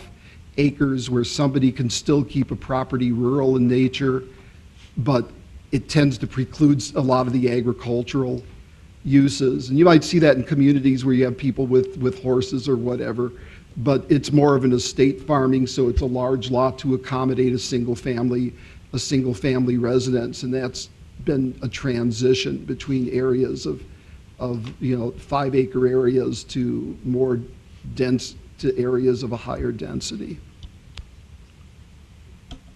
I like that, and I guess I'm not trying to make 1 acre lots more affordable for people. I'm just thinking of the maintenance in people like myself. I'd like to have a bigger lot. I'd like to have other things on it. I don't want to run horses. I don't want to run cattle. But I don't want to go home and mow 5 acres of land. I don't want to, I don't want to have that. I keep going back to that water's edge lots down there and thinking of a development like that coming in and having 5 acres. That's a lot. I mean, that's a lot of land for most people in that situation to go home and maintain. And Lakeview Estates, I know that some of those lots are double lots and they're big and they're probably 5 acres, but that's just my general thought. And what a type of lot like that would probably be in that 40 to 50 zone for value that's going to stop a lot of people to go in there and put a septic system in a drain field and do all that anyways. So for the affordability, I'm not looking for people to get a bunch of 1 acre tracts and put trailer houses on, but 5 acres is a lot, in my opinion. Yeah, I think we need to, further this discussion. I'm glad Mr. Corton brought it up, but it's a double-edged sword. We're trying to make it affordable for the city and try to make it affordable for the homeowner, the property owner. Bad things happen if you make things too cheap, and quality is diminished, quality of life and quality of life for neighbors. So that's, I think we have to really watch that. Mr. Chairman. Oh, Mr. Krieg. Just a question for Mr. Corton. I'm assuming that, that we move from 1 to 5. I mean, generally I think I kind of like it. I guess I'm wondering, I mean, this isn't a hard line, is it? Somebody comes in with a big development that they come in with, 4 acres or something, and it really makes sense, or maybe they're pinched in by the river and some of that kind of thing. I would assume they get a variance or a special use where some of these locations we'd make work. There is a provision that they could request variance as part of the subdivision, but I'm pretty strict with respect to that. So that would be something that we would need to note, that due to a preservation issue, if you're next to a creek and you wanted to preserve some areas, you can go from there. To kind of answer your question, I've told people, and we may get 1 or 2 PUDs that are coming out in the area. I'm very much in favor of using the minimum lot size as a density control. But somebody coming in and let's say you have 100 acres, and right now and 5 acres is the minimum. You could come in with 20 lots for that. I'm very much in favor of them clustering those together for economies of scale, making it so that, and then preserving the area around it, but the overall density stays the same. That's the idea of the minimum lot sizes, is more of a density issue. So if somebody came in with something and 4 acres is what they wanted, and the other one was higher and it averaged out, we could do that as a clustering one. That would be the second phase of this, to come in for rural clustering, which makes sense to do it that way. The key is trying to address the density issue and trying not to overdevelop or prematurely develop the areas outside of our urban service area, and try to preserve those areas. I mean, if you had a big piece of property and you were clustering them in the middle and you preserved a lot of open area, it's to everybody's benefit. That makes perfect sense for a developer, and makes perfect sense for the surrounding neighbors as well. So.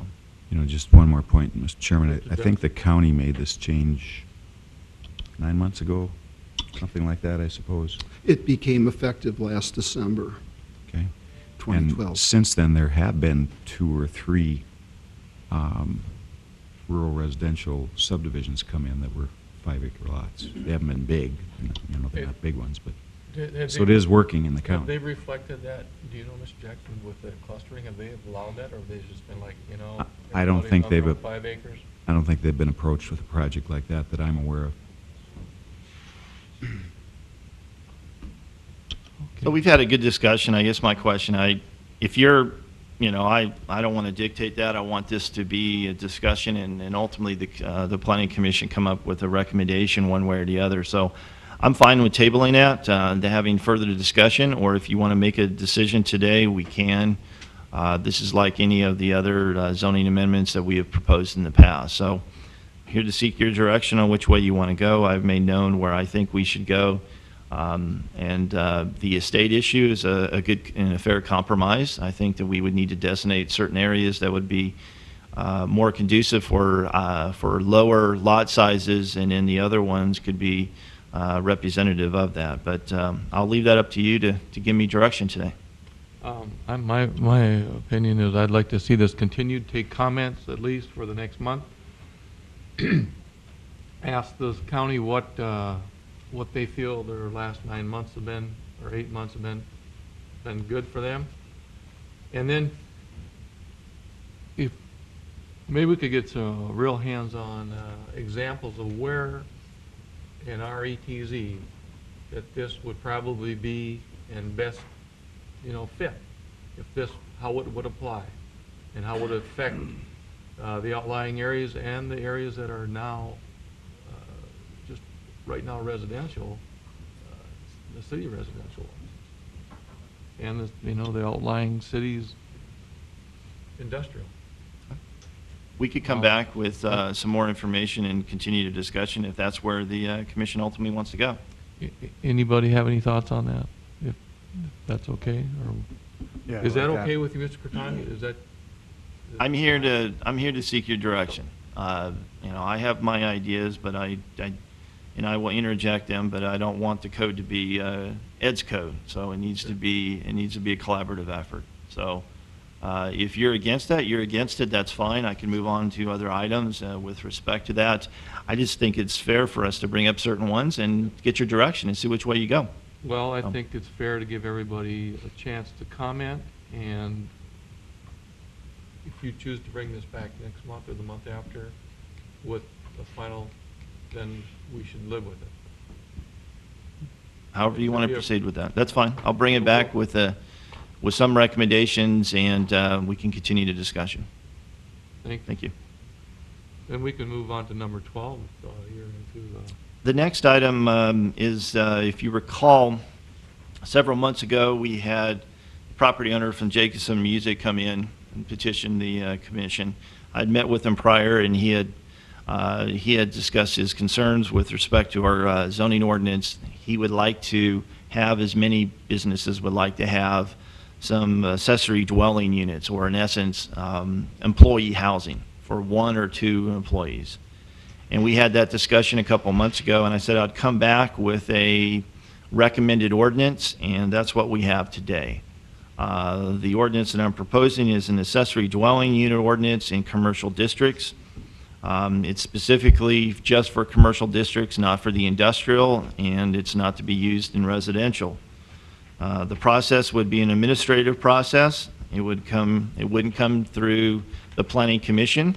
I would hope that you would feel comfortable with that. It would, in essence, be similar to like our temporary use permit. They would fill out an application, meet the criteria that we have established, and then administratively it could be approved, and then go from there. I have outlined some conditions with respect to it. The sewer water needs to be under the same principal unit.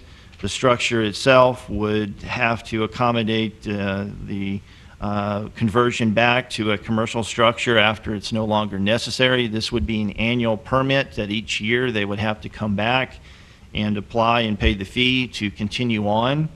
And then whenever the need is no longer there for an employee, they would have 2 months in order to in order to remove the residential component of it. That would normally be the cooking facilities for it.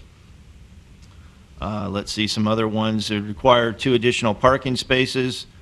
They would need to provide documentation that the floor plan or that the floor plan or documentation that after the dwelling unit is no longer there, that it could be removed and used in another fashion. And we would maximize or put a minimum and maximum on the dwelling unit, no more than 300 square feet to a maximum of 700 square feet. The idea behind this is for, in essence, temporary housing that we have for the next couple of years, and then from there we could review it and see if it's necessary or remove that provision. And then that would also include include any garage if they wanted to establish that with it. And it could not be any more than 40% of the existing building. So if they have a small business, they're going to be very limited on what they can do. This is not to provide lush employee housing that would be more of an expense for an employer to provide go through the remodeling of that. This would be in essence Spartan housing measures to address the issue that we're facing today. And I think that the conditions that I proposed are satisfactory. It would need to go through a building review process like any other building permit, in which fire and the building department would look at as well to make sure that it works. I think this could work. The question is, do we want to open up that potential Pandora's box? We have, and we run into it all the time. And on inspections, we see a commercial business, and they have a small little area where people are living in 3 or 4. Well, this would legalize that, or at least bring it into the safety measures. The problem when you have those illegal accessory ones, the plumbing, the wiring, all of that is not the code, and it becomes a real safety problem. And this could address that by requiring it to meet the code. So do we want to move forward with respect to this is my question today, and I provided that for your review, and I'm here to answer any questions you may have.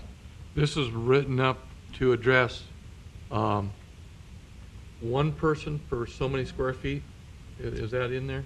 There is a part in there, under our building code, it specifically states you need to have X number, I think it's 250 or 300 for each person. That's the minimum that you have to have. I put a minimum of 300 and a maximum of 700. Okay. You could have a maximum of 2 employees live there. They need to be employee related, they need to be employees of the business, and not somebody where they're just running it out to the public.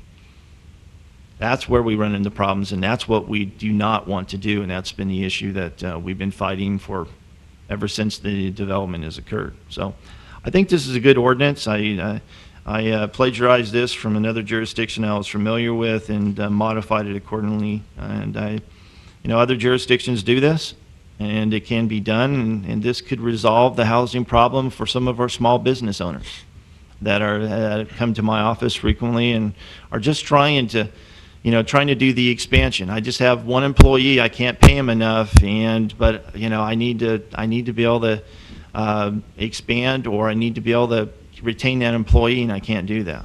So it's an option. Sure. I like it.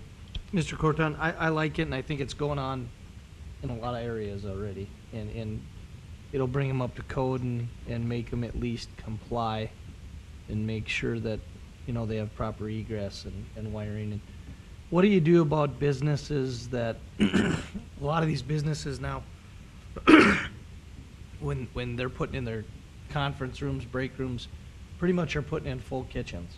And you have in here that you're rehabbing the dwelling units. Usually their requests when they come to businesses like mine is that they want an office off to the side that might be used for sleeping. How do you handle those items? The kitchen issue is always the problematic one. Yep. You could look, as you're a developer, and you could look at a site plan, and does it smell like a pig? Then it probably is a pig. Even though they'll say, well, we want to be able to have employees dinners because we're working so long, and or we want to be able to have some entertainment area for our employees, but it sure looks like that's where a couple of employees will probably be living at night. You know, it's a glorified area. That's a tough one. You know, you just got to use your best judgment with respect to it. You know, I don't want to intentionally limit, you know, some employer that wants to do a nice break room for their employees and the rest. So that's a tough one. I really don't have a great answer. We just use judgment with respect to it. I would hope that our contractors now, that based upon this here, that they see that they would say, hey, look, there is a code here. We don't need to skirt it. We don't need to wink an eye, you know, over here and let that happen. And if we find that people are having beds, you know, obviously that's an indicator, but, you know, people could live on couches and so forth. And if you have an area that can be completely lived in, and you have a small little area that's off to the side that really looks like a bedding area, we have told them they need to correct that and not make that as a room area. So that's a tough one. At least with this, we have a way to accommodate it and fairly do so. Help me understand the difference. You know, we seem to be encouraging residential usage on a second story above retail, for instance, you know, which I think is a great idea. What's the difference here? If a business were to, say a two-story business were to come in and say, I want to revamp my whole upstairs for residential. The difference between the two is one would need to go, we do not allow it in our commercial zones because of the obvious land use conflicts that you could have. If all around it's commercial and then all of a sudden you allow somebody to live above, that person could start complaining about the commercial businesses. I'm renting this place, and then all of a sudden they're running their operations 24/7 and the rest. We allow that only through a PUD, in which we're looking at it, and we want to make sure that it's not a small one.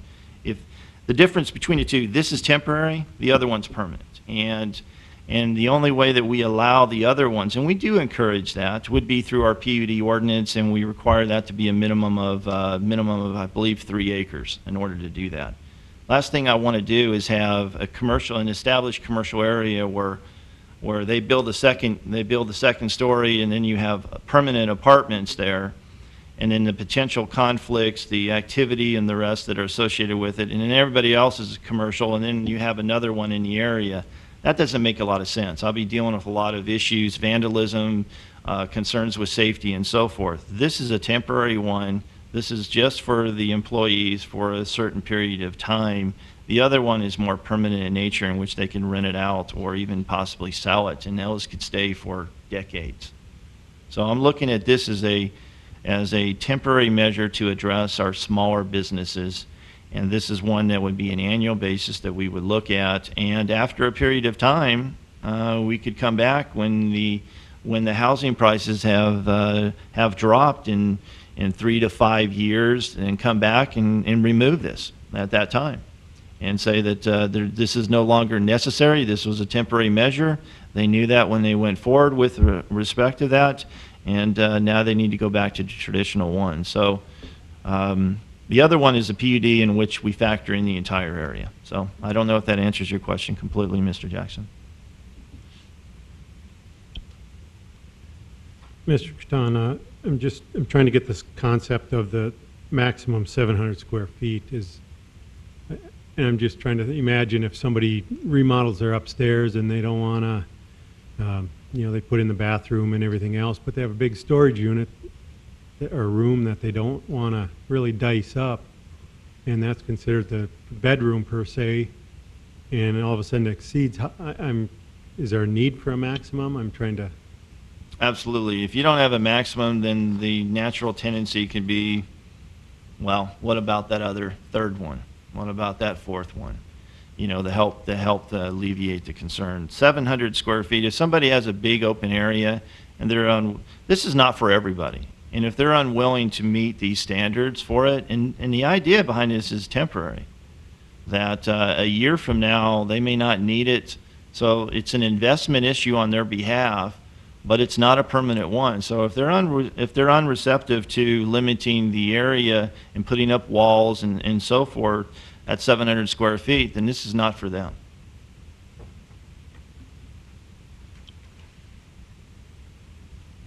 Any other questions, comments?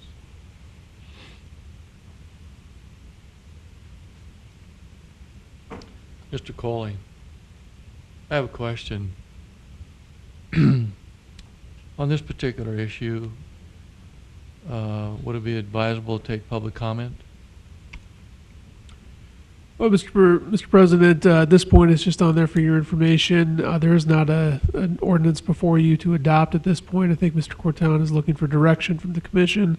If your direction is positive, we'll bring an ordinance before the city commission, and public comment will be taken at that time. Thank you. Anybody else have any comments at this time? Any other? Mr. Chairman, with respect to it, you're not required to do so, but why not? I mean, the idea of, you have people in the audience, and I have no problem of hearing a contrary view or a support with respect to it. So why not? We have people sitting and waiting, so why not open it up for public comment? Thank you. And at this time, then, I will ask anyone in the public who would like to make comment on this zoning text amendment conversation we had, proposal in this memorandum from Mr. Corton. Please come forward.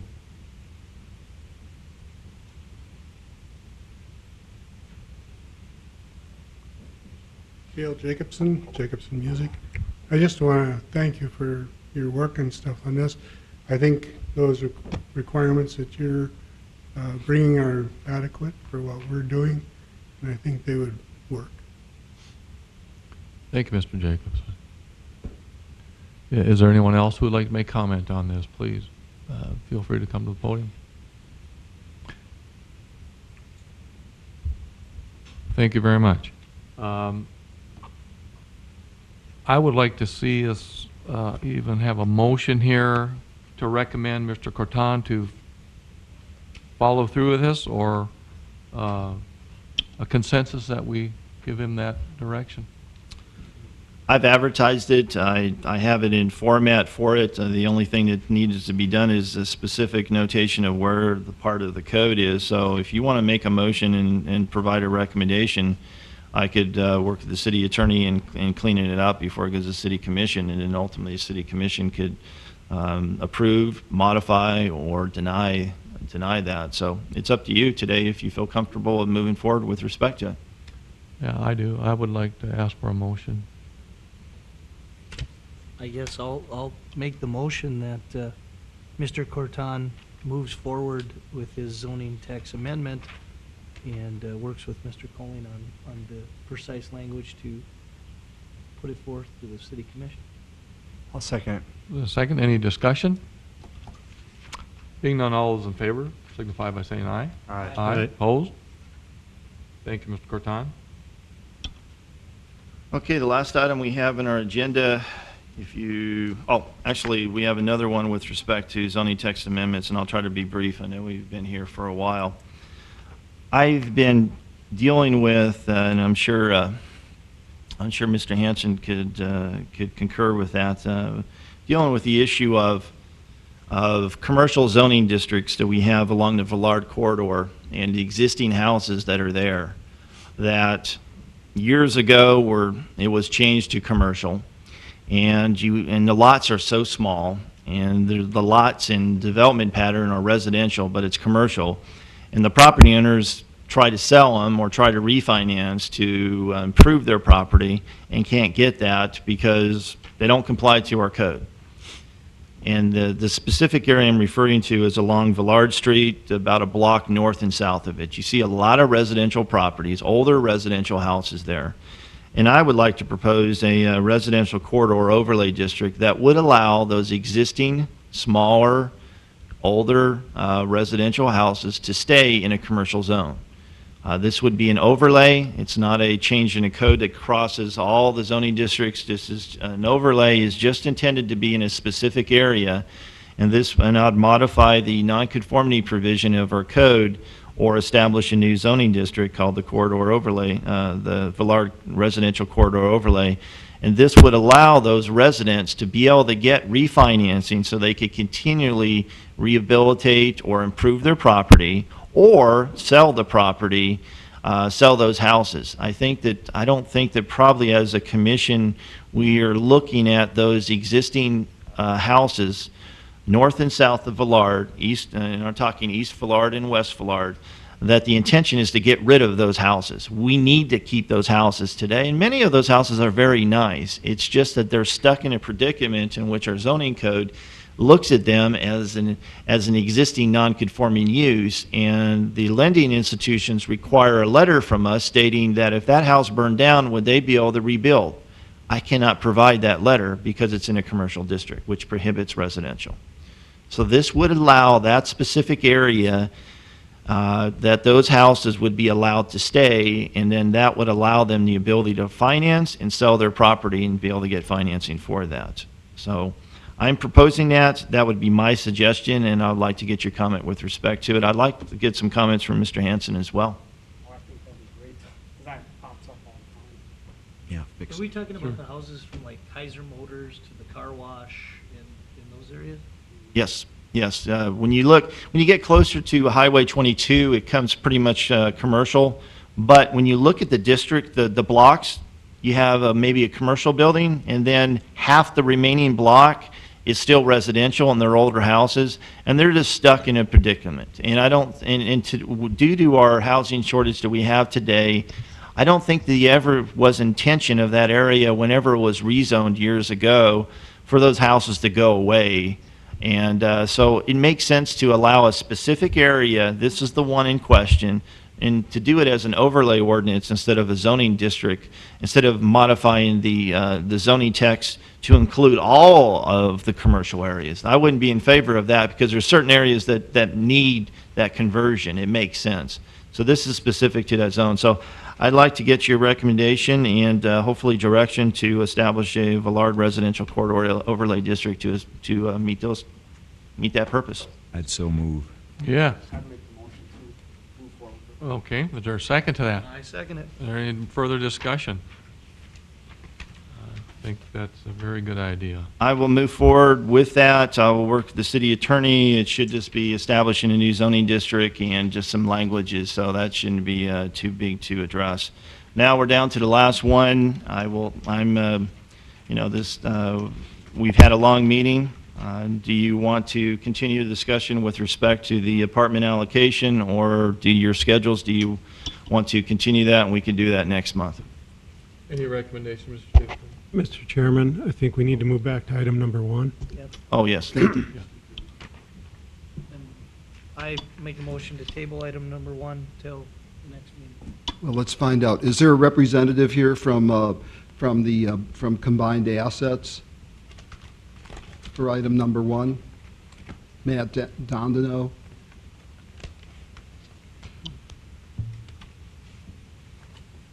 No one here. Matt Dondino is not here for Combined Assets, or anyone representing Matt? Then, Mr. Tucci made a motion to table it? Continue it? All right, is there a second? Second. Any discussion? All those in favor of the motion signify by saying aye. Aye. Aye. Opposed? Motion carried.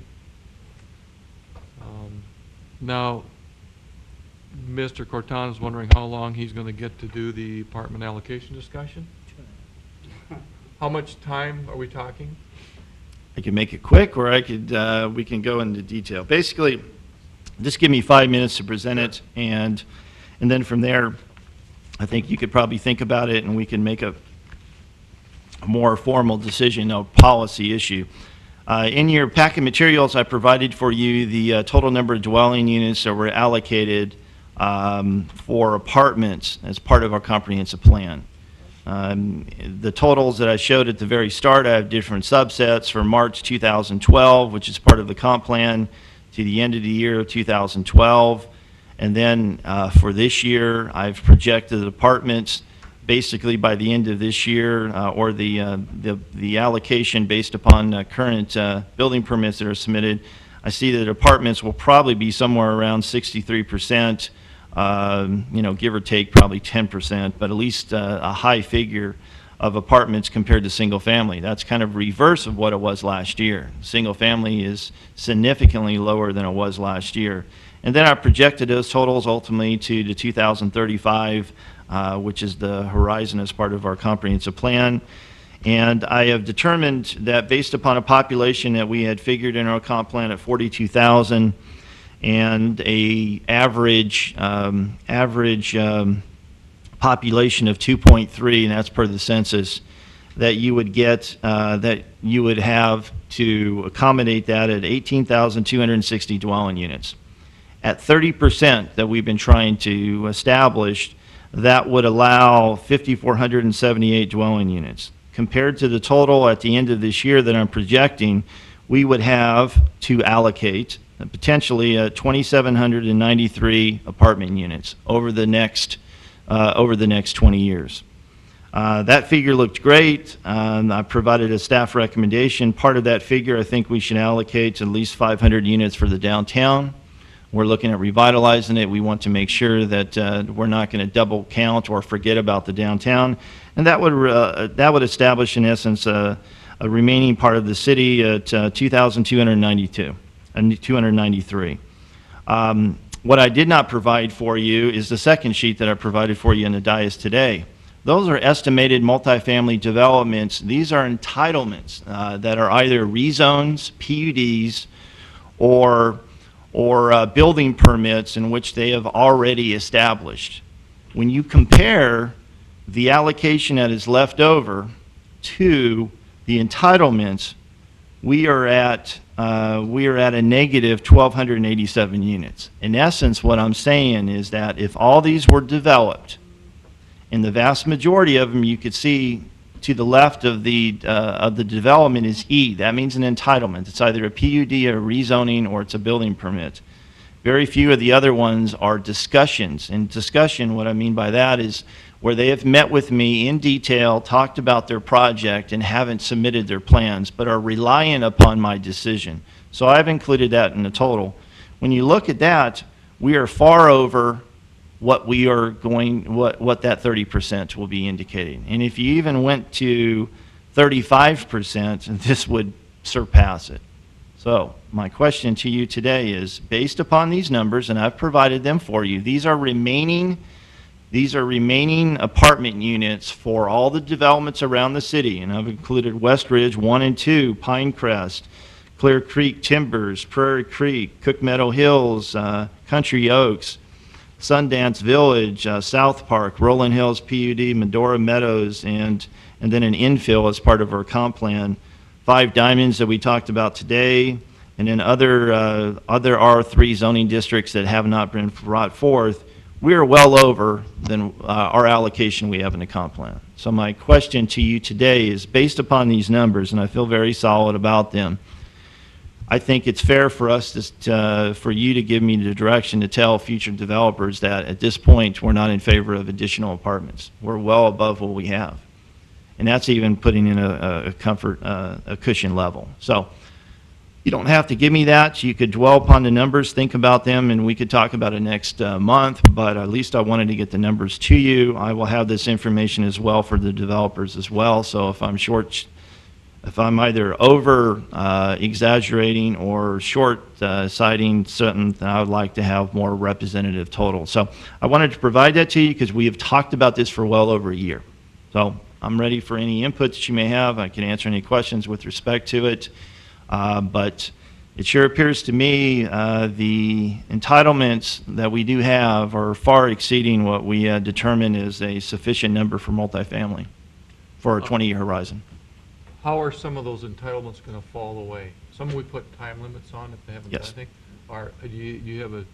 Some of the PUDs that we have, I mean, they made it, the development patterns change. I personally feel that if you haven't developed an apartment in the next couple of years, that the cream of that, the profitable margin that you can command at today's rates will be minimized, and some of these developers may decide to go back to R1 again. Because in the next couple of years, will have the infrastructure to accommodate to the development, and instead of front-loading so much multifamily, they will go back to single-family, and hopefully the single-family lots will drop in the cost of that, and then the single-family numbers will go from there. So I think that some of this allocation will change from R3 to single-family, just as a natural change in the dynamics in the housing market. And then some of these may fall through because of financing, funding, and so forth. But, you know, this number far exceeds what we have allocated, and even at a 20% or 1 in 5 do not come to fruition, we would still exceed that number. So that's a pretty high excess number with respect to that. So I wanted to get your feel, see how you wanted to look at that. That being said, I do feel that under certain instances, even though we went over that number, if it's a very good affordable housing project, since we need that in our community, that we should consider those. It's not as if we're going to get a tremendous amount of those, but we should probably factor that in as well and say, yes, we went over it, you know, it happened. And an additional 100 or 200 units, if they're strictly for affordable housing, is a fair compromise, I think. So, with that, I'm open to any questions you may have. Any questions, comments? Mr. Curton, I think I'm there to give you that direction. Although, into a little bit more, we did put time frames on some of these. Is somebody keeping track of that? I think we even put some time frames on prior to some of the PUDs, if I recall, but... Yes, yeah, we put 2 years, and some of them were at 3 years, so, you know, So is there another spreadsheet with those timeframes as they're starting to fall off? And maybe you're doing that I could internally. provide that for you. I have them. I have all the PUDs that we had. We've done about 10 of them since I've been here now, and I have that, and I factor that into this equation, that their total numbers are vested in. Now, I've met with the particular people with respect to the PUDs. One in particular, let's say Rolling Hills is to the south that we approved last year. They've run into some issues. One of them is the issue of capacity of sewer and water. They know about that, but they're kind of behind times. They've had some changes in management, whatever the case may be, and then they also have to reconfigure their site. So they're aware of that. They're fine. So they still feel that they can meet their time that they have in order to develop their apartments. That being said, this number is not going to be something I'm going to etch in stone and say that's just the way it is. I'm going to monitor it, and every 6 months I want to come back to the commission and say, okay, that number was 3,880 units, now it's 36, because these developments have called me up or I found out that are no longer pursuing it, you know, and give you more accurate numbers. And when we get to a point in which we could reallocate or you feel comfortable with that, we can address that issue. So, any other comments? I think I'm there too. I think your recommendations are well taken, and that you should, I mean, I know these people from the Dickinson Town Center spoke to you a year and a half ago, and they wanted 250 apartments or 900 to start with. That is correct. And but and like you say, if there people are going to do it and put in quality and get it done, the other ones are going to end up going back to R1 or something else. And just to let the commission know that we do have several properties that are R3 that haven't been developed. I'm reluctant on sending them a letter like we have talked about, that if you don't develop within a period of time, then we may look at rezoning you, downzoning you, because of our infrastructure issue. Last thing I want to do is to prematurely force them to develop when we already have infrastructure issues. So I'm going to hold off for a year with respect to those, and hopefully let them wait, and maybe they don't develop. And in some areas of our city, it's better for them not to develop for a year until we get caught up. And then after a year, when we start to get caught up with our infrastructure, then from there we could address that issue. You know, I've been concerned for a long time that we're headed to an imbalance with apartments. But we got to remember what rental prices still are today. Yes. We just can't forget that, and it's such a dichotomy. I see a number of projects here that I have my doubts that they're going to happen. Some of this ground isn't even platted yet. But it'd be interesting to put those dates on here where appropriate, see where they And we do still have a lot of people living in the motels, using them as apartments or man camps. And we have a lot of people renting their basements out or rooms in their houses throughout the city. I mean, there's a whole lot of rentals that aren't on the book. Right. I think the point, Mr. Chairman, is that the limitations that we may impose from this point on and say no more apartments have nothing to do with supplying an accurate supply. We have well more than we need. We just need people to develop. And part of that is, we've slowed things down, and on our side because of the infrastructure issue. Well, we know that now. A year ago, we knew we had some problems. We didn't know exactly what it was, and the last thing we wanted to do is slow things down prematurely. Now we know that, and some of these developments have been delayed with respect to that. So that's a factor to consider as well. Going through the process and going through the permitting process is taking longer due to the staff turnover that we have, and then also the infrastructure that we do have. So, it's not just, get these developers to develop. Some of these guys have been told they cannot develop because we do not have the infrastructure available today. So, I want that to be aware of that it's a collaborative effort on both sides. Thank you, Mr. Corton. Any other comments? Mr. Craig? I'm just thinking that once this hits the air, you're going to get an influx if they're hearing we're looking to clamp down on these. So I think we should probably be prepared to make some kind of suggestion to you pretty soon. Well, I've been telling people that, in essence, I'm not in favor of newer ones unless it's a PUD. Based upon these numbers that I've been able to run, I'm just going to tell them I can't recommend any more apartments at this point. So, and he's factored in the expansions for, I know we have a representative for Pinecrest, and that factored in the expansion of that, and with Westridge and the rest. So this factors in discussions that I've had with developers that have legitimate developments that rely upon me that takes 6 months or a year to go through that. So I think the people, if they haven't had the discussions with me, and that's why I wanted to provide that list, that from this point on, I'm just going to tell them, here's the numbers. You could look at it, show me where I'm wrong, and we are well over it. Therefore, I don't see any reason why we should continually approve R3s or even PUDs unless it's an affordable housing project. So I think I would like to hear a consensus that we support Mr. Croton's direction, and that his numbers we believe are correct, and he should continue on in that direction with the allocation. So is that an affirmative thing or the consensus from the commission? Yes, it is. Okay, thank you. Does that mean we're chopping it off today? I think I'm so hesitant to say that. I think it's I think at some point in time we have to say this is it, because it's the way we would like to see the city go, and we have the numbers there that we need to get that balance back into the R1s, and that your projections will at some point in time that's going to fall into place, or they're going to get to the percentage that we want them to be, and there's a large number of apartments allocated already. There's no shortage, and the totals are the totals. We have well over what we need for the next 20 years that we have, and we've allocated that. It's just up to the developers to move forward and for us to catch up with infrastructure. So, we may, based upon this, it's like anything that you do where you restrict it. We could have the best apartment developer come in that could do it tomorrow, pick a site that actually has sewer and water availability, which is very rare at this point. That's the one side, and where you would say, I'm sorry, we're not approving that.